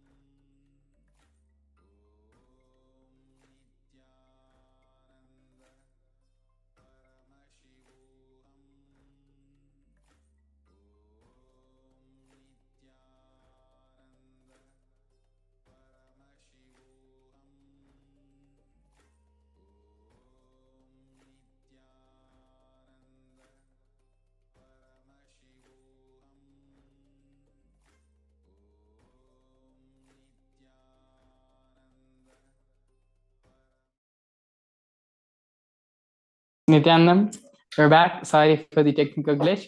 Yes, Ramasaka Maharaj, you were explaining on how we initially touched upon if you wanted to start to worship any of these deities, any of these devatas, when we took Ganesha as the example. And it went from there to how you can become a fan, from how to transition from a fan, just being a fan, to actually being a bhakta of Ganesha.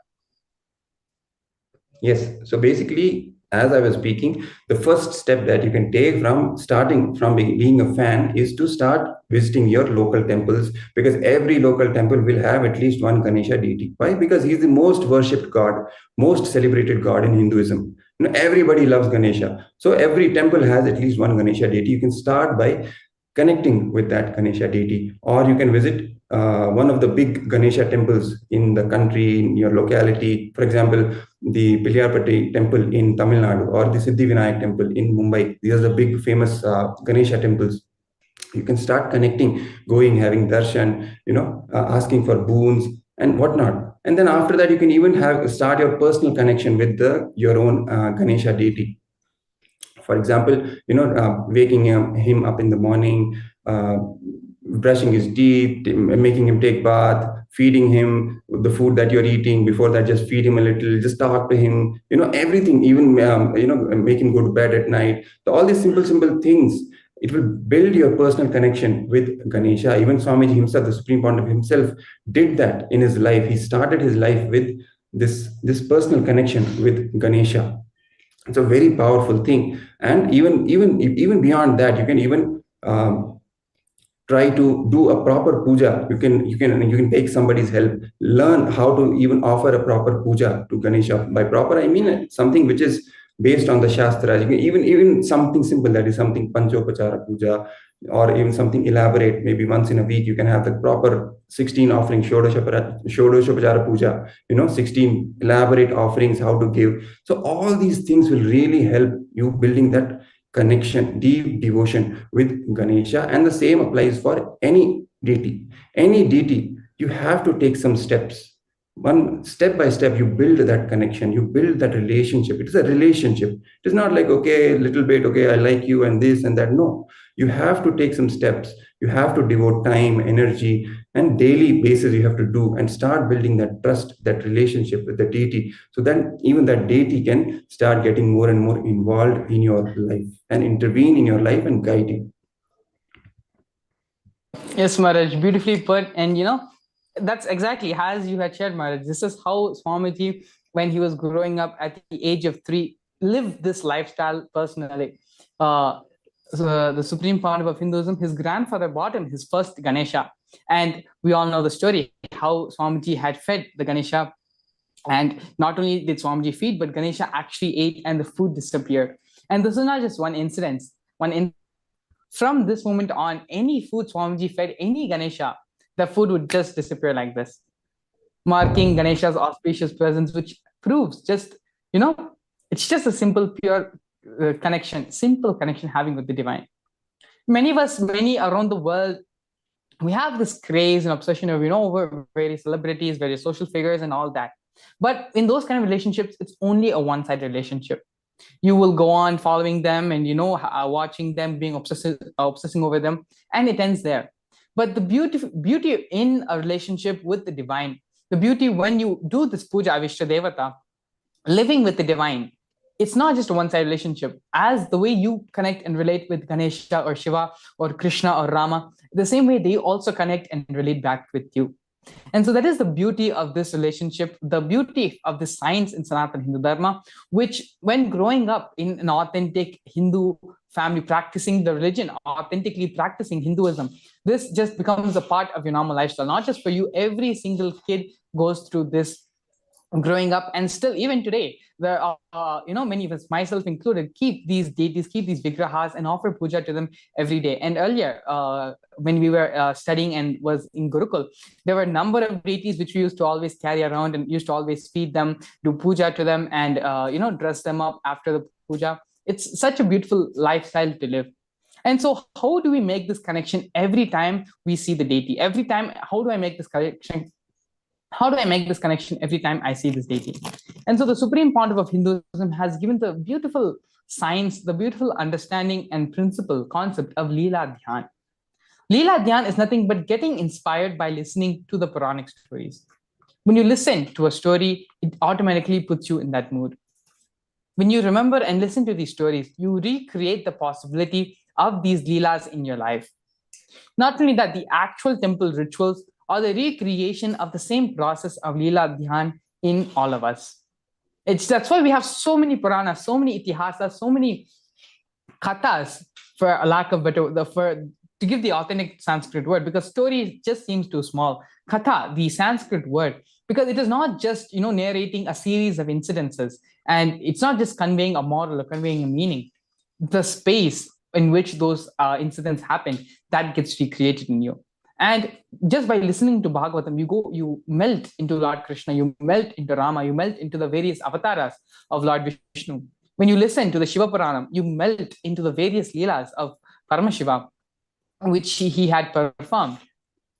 You just melt automatically. When you listen to the Devi Mahatmyam or even chant the Devi Mahatmyam, and just understanding those verses puts you into the leela where you can just visualize Devi and how she conquered the world and destroyed all the asuras. So it's very beautiful. Just listening to stories, have the authentic reference, and just get immersed into the Leela Dhyan of them. So that is a very beautiful as well. We're doing every Brahmotsavam, when we have the Ramanavami celebrations going on, when you have Diwali celebrations going on, automatically the story of Ramayana, the story of how Rama came, entered into the world, did all the Leelas, established the Rama Rajya. All those leelas are beautifully depicted, are enacted, are told in the most authentic way possible. And this is happening all over India, all over many places in the US, this happens as well. And so just getting immersed in Leela Dhyan is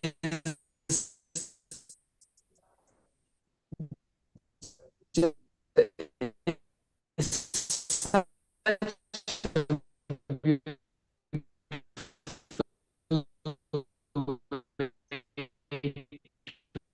connect with the divine.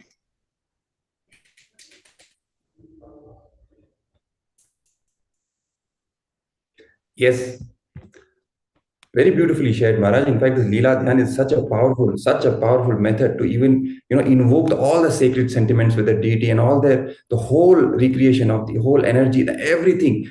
You get completely immersed into that experience and also sustain it in your life. It's a very powerful technique to do that.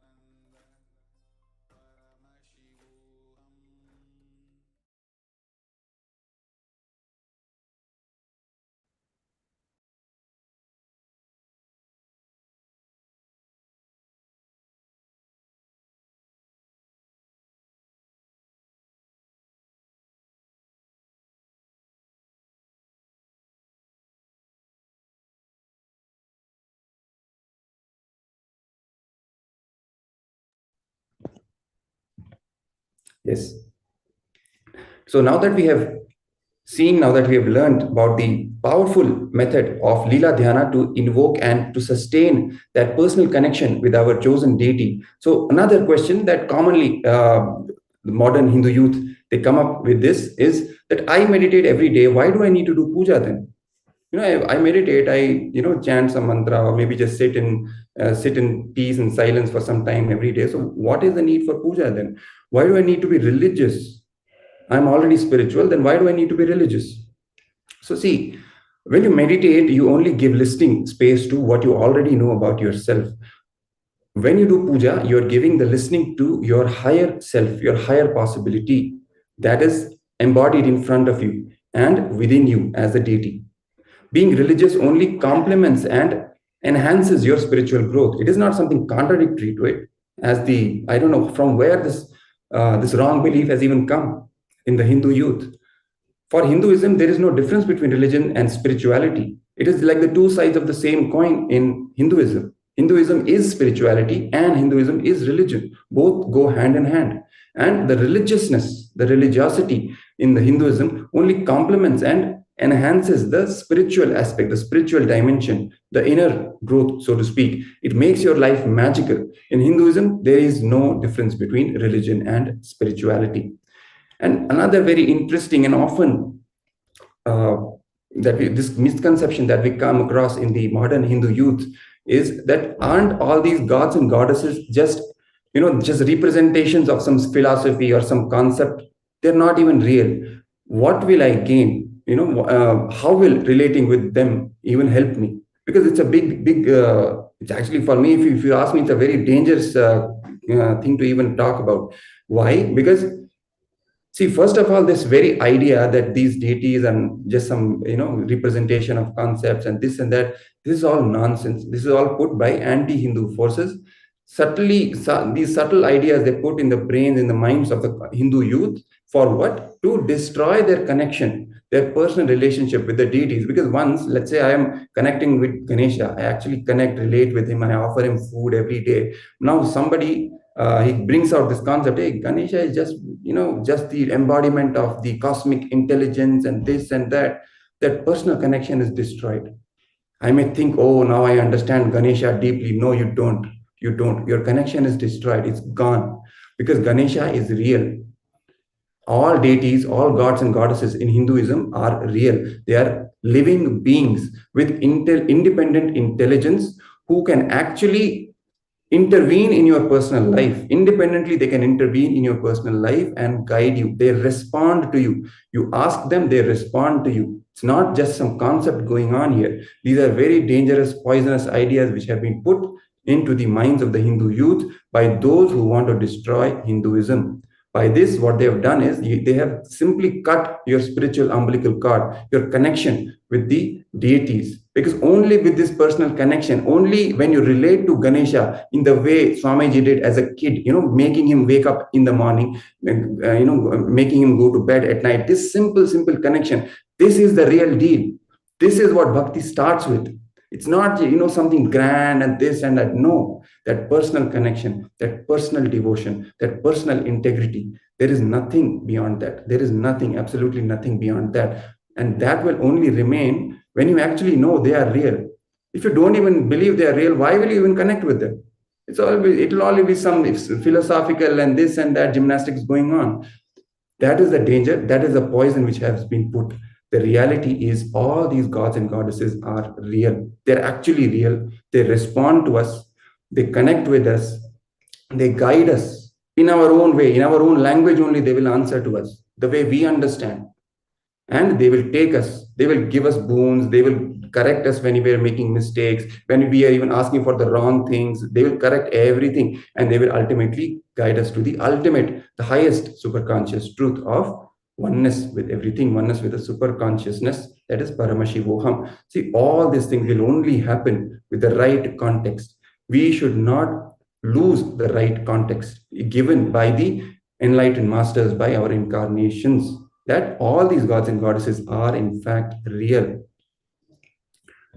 So, one more question before we end this show that is commonly asked is that I feel connected with Swamiji. How do I take this forward? How do I relate with him? How do I relate with Swamiji? I feel connected. How do I start? How do I relate? So for this simple question, a simple answer. This beautifully takes you through the childhood of the Supreme Pontiff, creating the experience of Leela Dhyana in you. So this glimpses of Paramashivoham, this program will beautifully help you experience the state and space of Nithyananda Paramashivoham. I am Nithyananda, that Paramashivoham experience. And to receive the incarnation, beyond that, you will be guided step by step on how to proceed and how to get involved and receive the highest initiations and darshans and the greatest gifts that Swamiji is bringing to the world and is here for you, personally, for you, to guide you, to take you to the next step, give you the superconscious breakthrough. So please register scan the QR code and register with the link given. Now with this, we move to today's Hindu vote question. Today we touched on how playing with his Ganesha, developing the deep feeling connection to the divine and experience his all pervasiveness has shaped the Supreme Pontiff's life. So he became the extraordinary personality he is today. Unfortunately, today, less and less children get involved in this kind of playfully discovering their own divinity from a young age. And we see the result clearly. Powerlessness and depression, they've taken hold of the next generation. And as the time progresses, this only has become worse and worse. So this can be prevented by introducing the children to the highest possibilities before those low self images are set root in their cognition. So in this context, today's Hindu vote question that we are putting out to the public is that we want to ask is, should the children of the next generation get introduced to playful deity worship in a young age and develop their feeling connection before they get involved with the school life?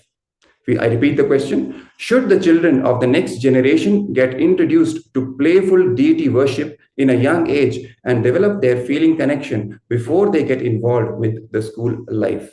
So this poll is being hosted on Twitter in the official handle, Sri Nithyananda, the official handle of the Supreme Pontiff. It has been posted. So you can go head on to the Twitter and give your reply to this poll with either yes, the children should be guided at the young age they should be introduced with the playful deity worship before they even join the conventional school, or no, they should not. So please, we would love for you to contribute, and we would love to listen to what you have to say, your opinion on this. So please head on to Twitter and cast your vote. So now we move to the next segment. That is the daily presidential address, Nithyananda Satsang, from the Supreme Pontiff of Hinduism, Bhagwan Nithyananda Paramashivam. So before we start with the satsang, let's prepare ourselves with the right space, the right context to receive the ultimate manifestation, Paramavatara of Paramashiva, the Supreme Pontiff of Hinduism, Bhagwan Nithyananda Paramashivam, in our lives to personally guide us and manifest Paramadvaita, the ultimate oneness experience in us. Please sit with your head, neck, and spine in a straight line, with your restful awareness on your Ananda Gandha, which is the space between your heart center and your navel center. Sit in a completely relaxed state with a receptive space and start chanting the Mahavakya, Om Nithyananda Paramashivoham, to prepare our body, our mind, and our being to receive Swamiji. Om Nithyananda Paramashivoham. Om Nithyananda Paramashivoham. Om Nithyananda Paramashivoham.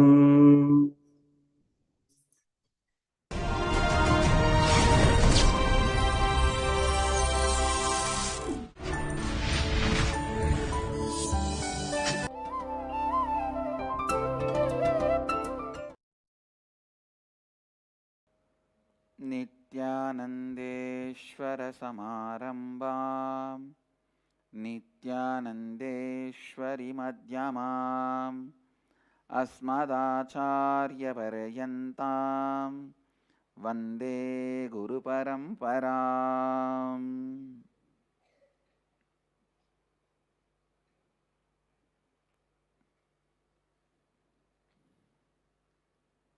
I welcome all the devotees, disciples, Samajis, Satsangis, Srimahans, Mahans, Tanedars, Kotaris,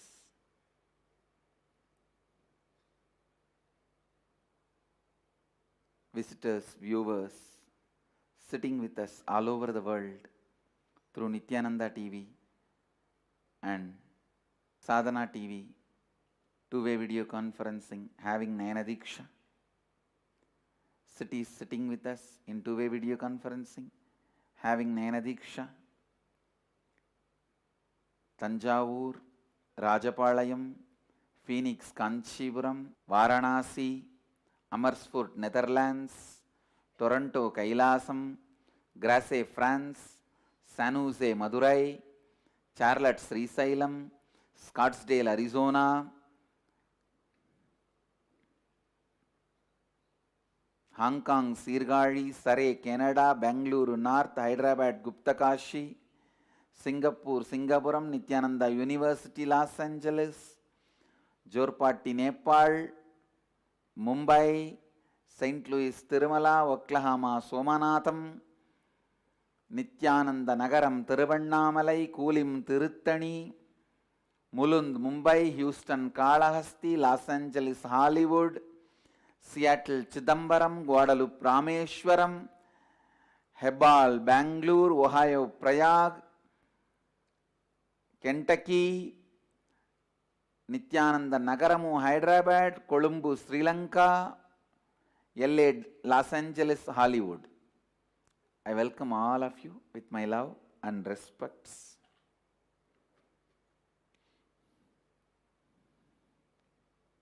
Today, 8th day of the Navaratri Utsava,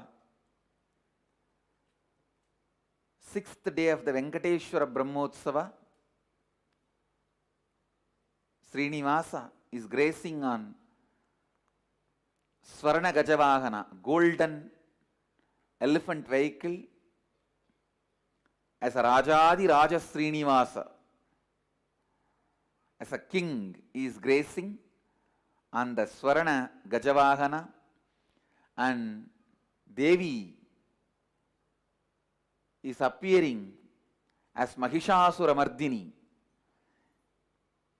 killing the demon Mahishasura with Rama,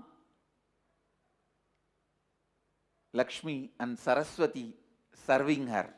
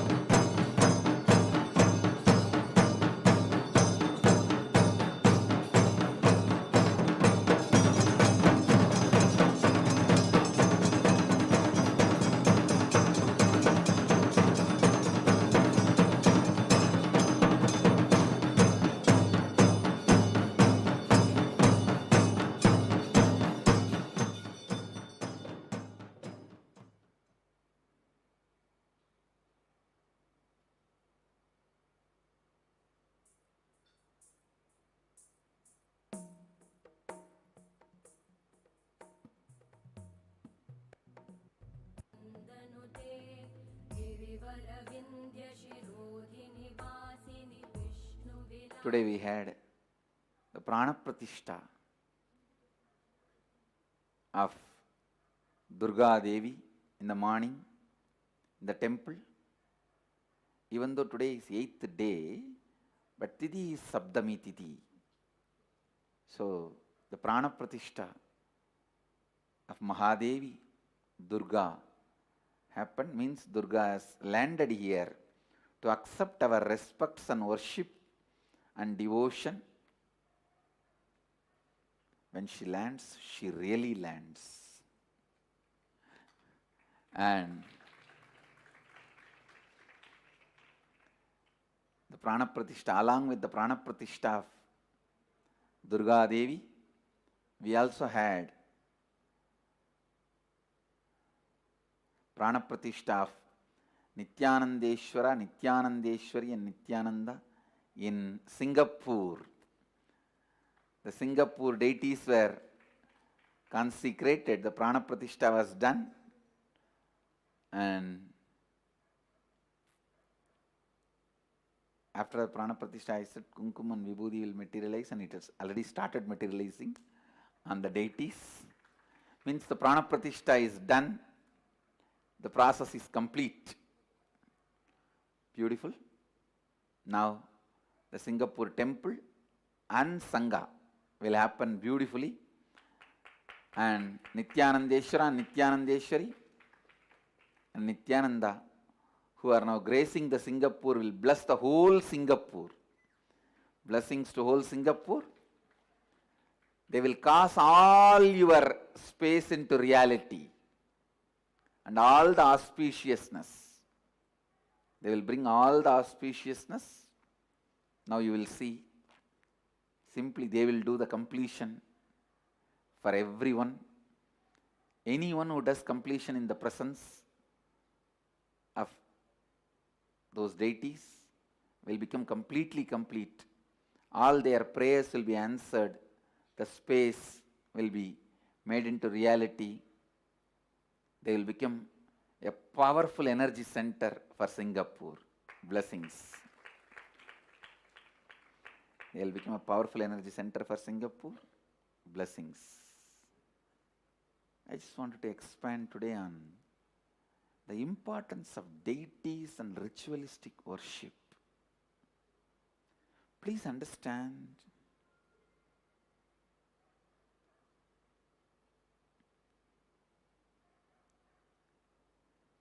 deities are not mere idols.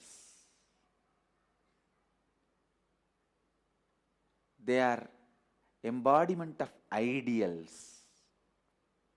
We don't worship the idols. We worship the ideals represented through the idols.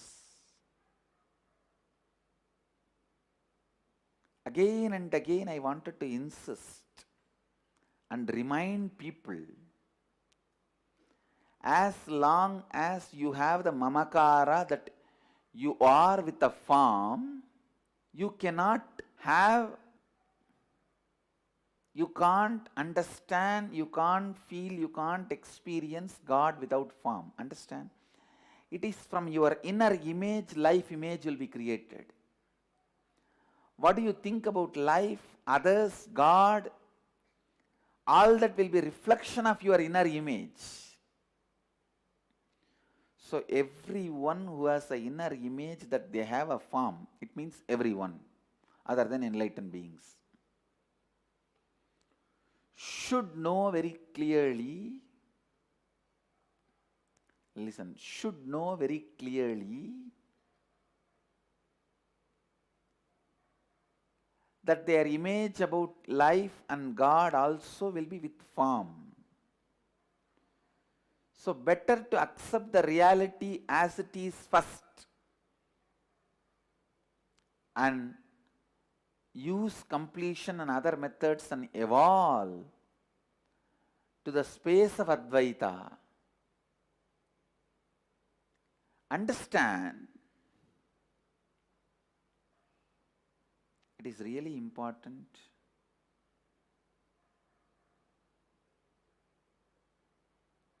to start from where we are standing.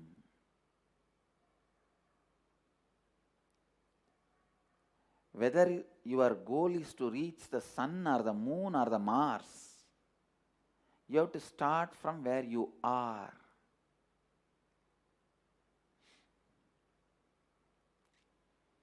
You have to start from where you are. Deity worship is not only inevitable, it should not be avoided. Showing any philosophy, even a great thinker, Kapila, not only founder of Sankhya philosophy, founder of the world's first philosophy, the person who started thinking first on the planet Earth logically, who evolved the possible conclusions and probable conclusions using the power of imagination and the probabilities of imagination. Please understand this word. Possible conclusion, probable conclusions, using the power of imagination and imaginable conclusions. Sankhya is the source of all philosophies and science. Possible conclusions is math, probable conclusions is science, imaginable conclusions is quantum physics. Possible conclusions is math, probable conclusions is science, imaginable conclusions is quantum physics. Listen. I want you to know I am neither a mathematician nor a scientist or a quantum physicist, but I am a Sankhya. I am a Sankhya yogi. That is why I have defined the whole maths, science and quantum physics in 3 statements.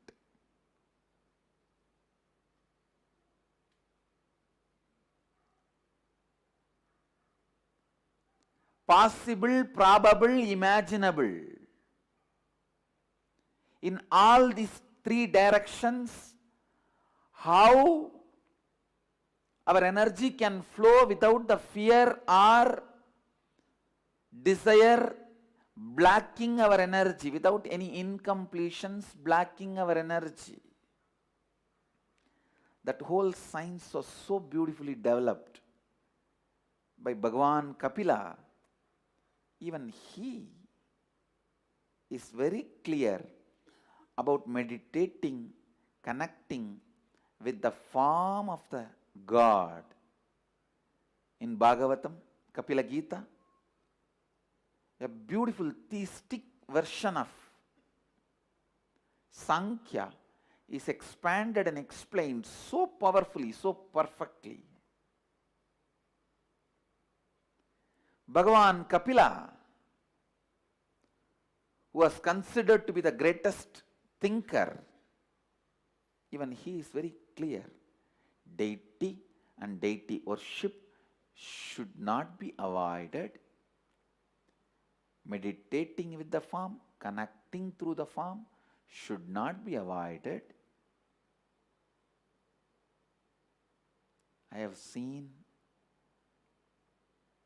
thousands and thousands flowering through the deity worship. Otherwise, why do you think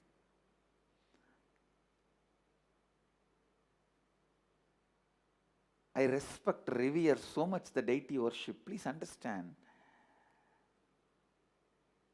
I am very calculative, lazy guy. I am very clear about what I am saying. I don't do anything unnecessarily. I don't waste time, energy, and I don't do anything without calculating. You may give your own meaning for the word calculative and lazy. I am giving you my meaning. Because both the words I uttered, I am giving you my meaning. If I am promoting the deity worship, understand it is directly useful to you. directly. When I say directly, I mean it is directly useful to you.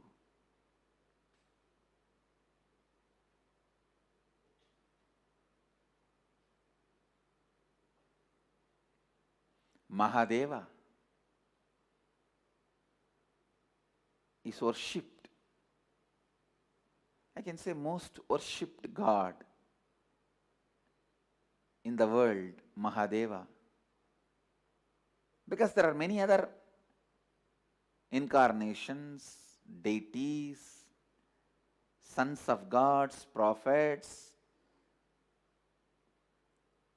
enlightened beings, siddhas, munis, rishis, sages, so many. They all may be followed, but Mahadeva is the world's largest worshipped God. Not just followed, worshipped, revered.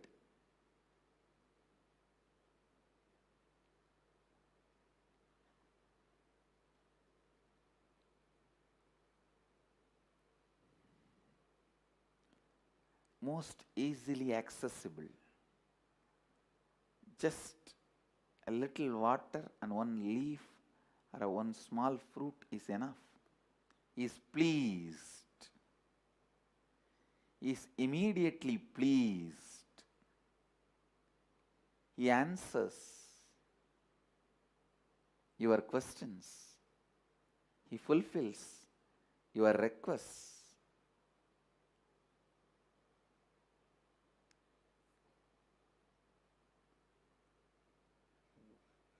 He brings completion unimaginable. Ultimate being.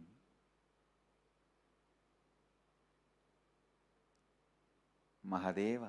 Worshipping him through the form, through the deity. Connecting with him through the form, through the deity is the most powerful way of connecting. Most powerful space of connecting.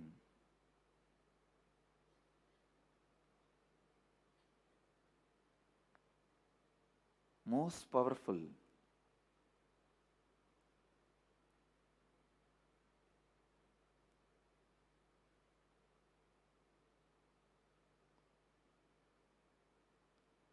being.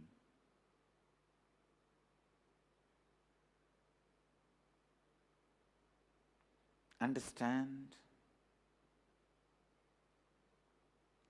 Connecting through the deities, relating through the deities,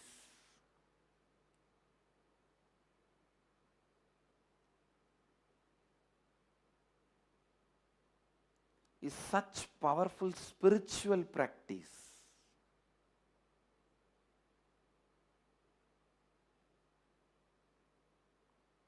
I insist every individual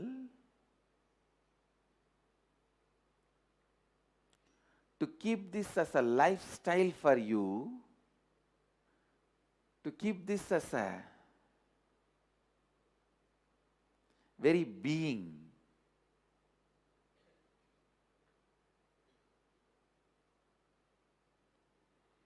Because we human beings, unless we see it in the form,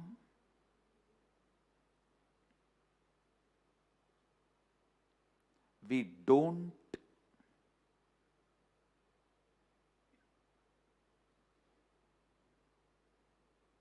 relate to it. Unless we see it in the name, we don't relate to it.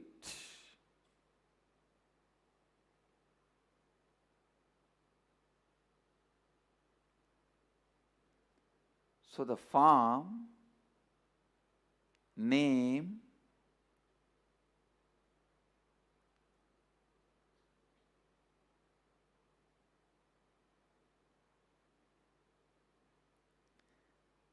relating through the form and the name is required as long as you assume that you have a form and the name.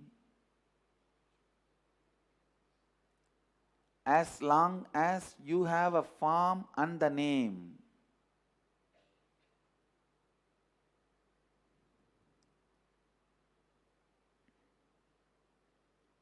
And the power,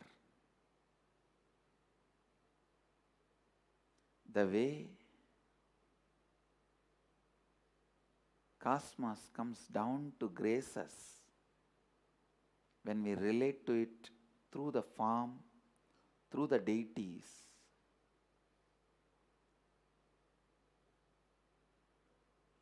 It is such an amazing, unimaginable,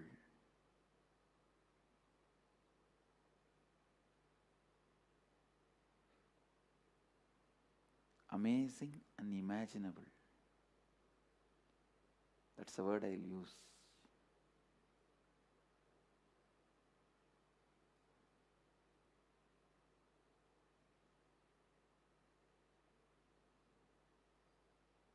And in the Vedic tradition, we have mastered the science of making a stone into God, turning a stone into God. We mastered the science of bringing the divine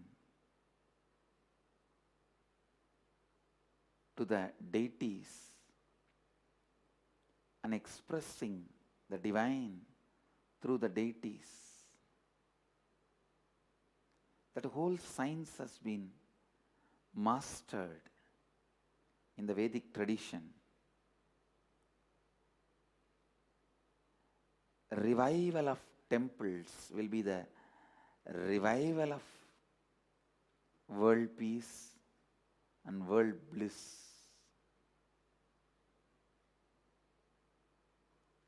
Unless there is a bliss, peace will always be challenged. Because peace is more like a non-existence of problems. Bliss only is a positive affirmation of life. Non-existence of the problem is peace. Positive affirmation about life is bliss. Revival of temple culture, the deity worship, where people are made to look in. That is where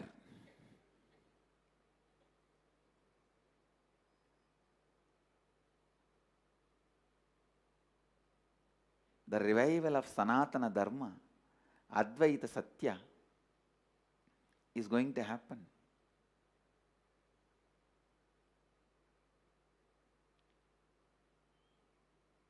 And wherever I see people gathering in large number and worshipping, I see very clearly the very energy of Mahadeva. He physically appears and blesses people, accepting the devotion.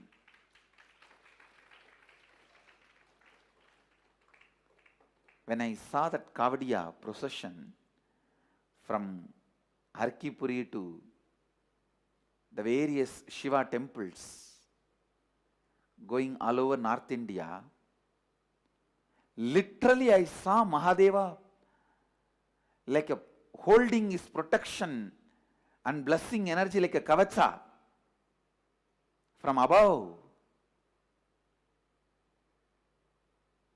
and giving them all tatastu for whatever they were praying, the space they were creating. Thought, oh God, what a powerful method our masters have found to relate with the cosmic energy. So immediately I have decided by next year, that same season, all over the world, all our devotees from the nearest river, you will do the Kavadiya Abhishekam, Kavadiya Snan for Mahadeva in our temple. Bididi, go to Kaveri and bring water and do Abhishekam to Nithyanandeshwara in Bididi. So Los Angeles, go to the Colorado River. St. Louis, go to the Mississippi. So all the temples will go to the nearest river point. From there, pick up the Kavadiya and walk up to our temple and offer the ceremonious bath, Abhishek. More and more time should be spent on deity worship. That should be the only entertainment you have. Your entrainment is satsang completion. Your entertainment is deity worship and enriching. Your enlightenment is living.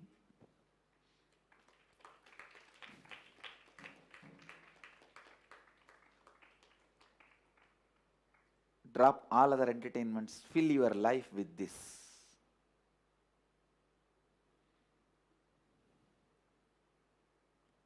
All our ashrams, all our temples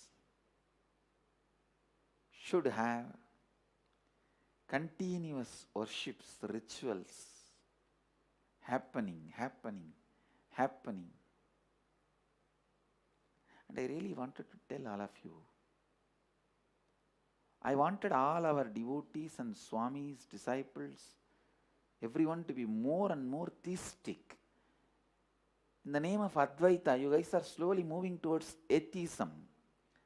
I am a theistic Advaiti, Ramana Maharishi's descendant, not J. Krishnamurtis or U.G. Krishnamurtis. I am declaring very clearly. We are followers of Ramakrishna and Ramana Maharishi. Theistic Advaitis.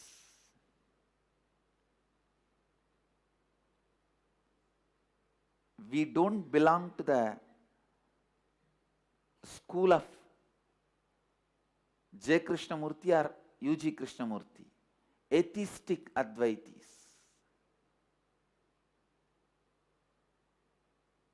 No. Buddha belongs to Nirvani Akkada. Nirvani Akkada doesn't belong to Buddha. Buddha is atheistic Advaiti. Kapila is theistic Advaiti. Shankara is theistic Advaiti. So, we belong to Shankara, Kapila, Jnana Sambandar, Ramakrishna, Ramana Maharishi, theistic Advaitis.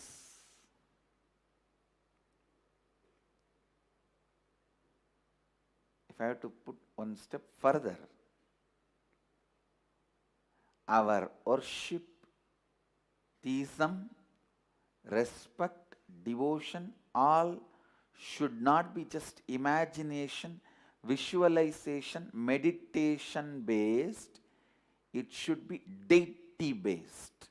Understand? It is not like if you imagine there is a Devi and offer the Nevedyam and Puja and bow down to her, that is not enough. No. You will have the deity and physically offer the Nevedyam. Physically offer the clothes, Abhishekam. Just like you eat physically, you don't just imagine and keep quiet. Even if you become Nirahari, you drink the juice physically. So whatever is done to you, all those respects, services should be done physically. So that is what I mean. not only we are theistic Advaitis, our theism, devotion should be deity-based. Deity-based. That is what I mean. Deity-based. That is why temples, rituals, traditions, festivals, celebrations, constantly reminding people about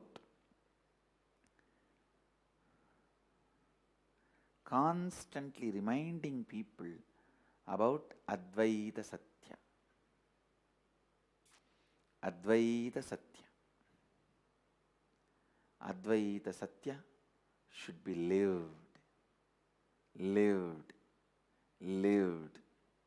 again and again and again, reminded, again and again and again.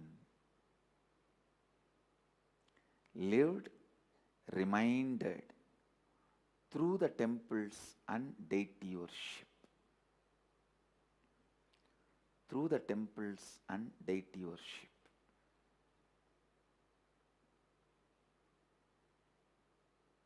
So with this, the essence of today's satsang, deity worship, and our sangha should follow the deity worship.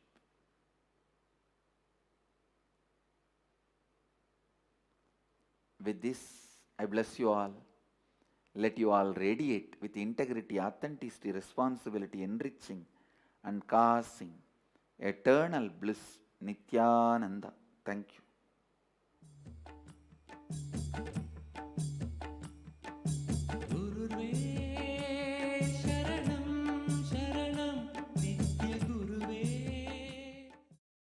Nithyananda Dhyanapitham, Nithyananda Nagar, off Mysore Road, Bidadi, Bengaluru. Phone 08027279999. www.nithyananda.org.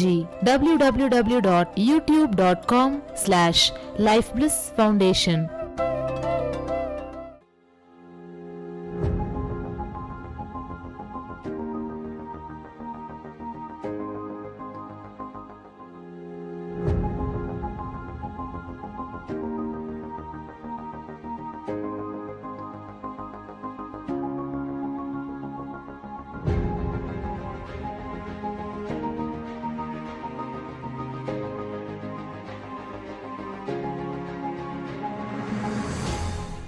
Understand, if your purpose is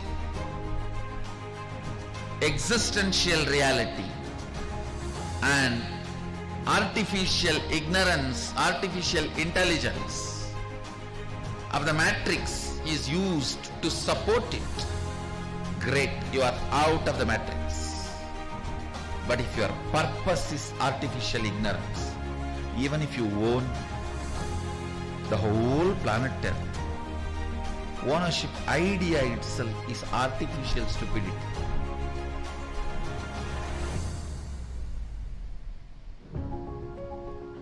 Within the matrix, anything you do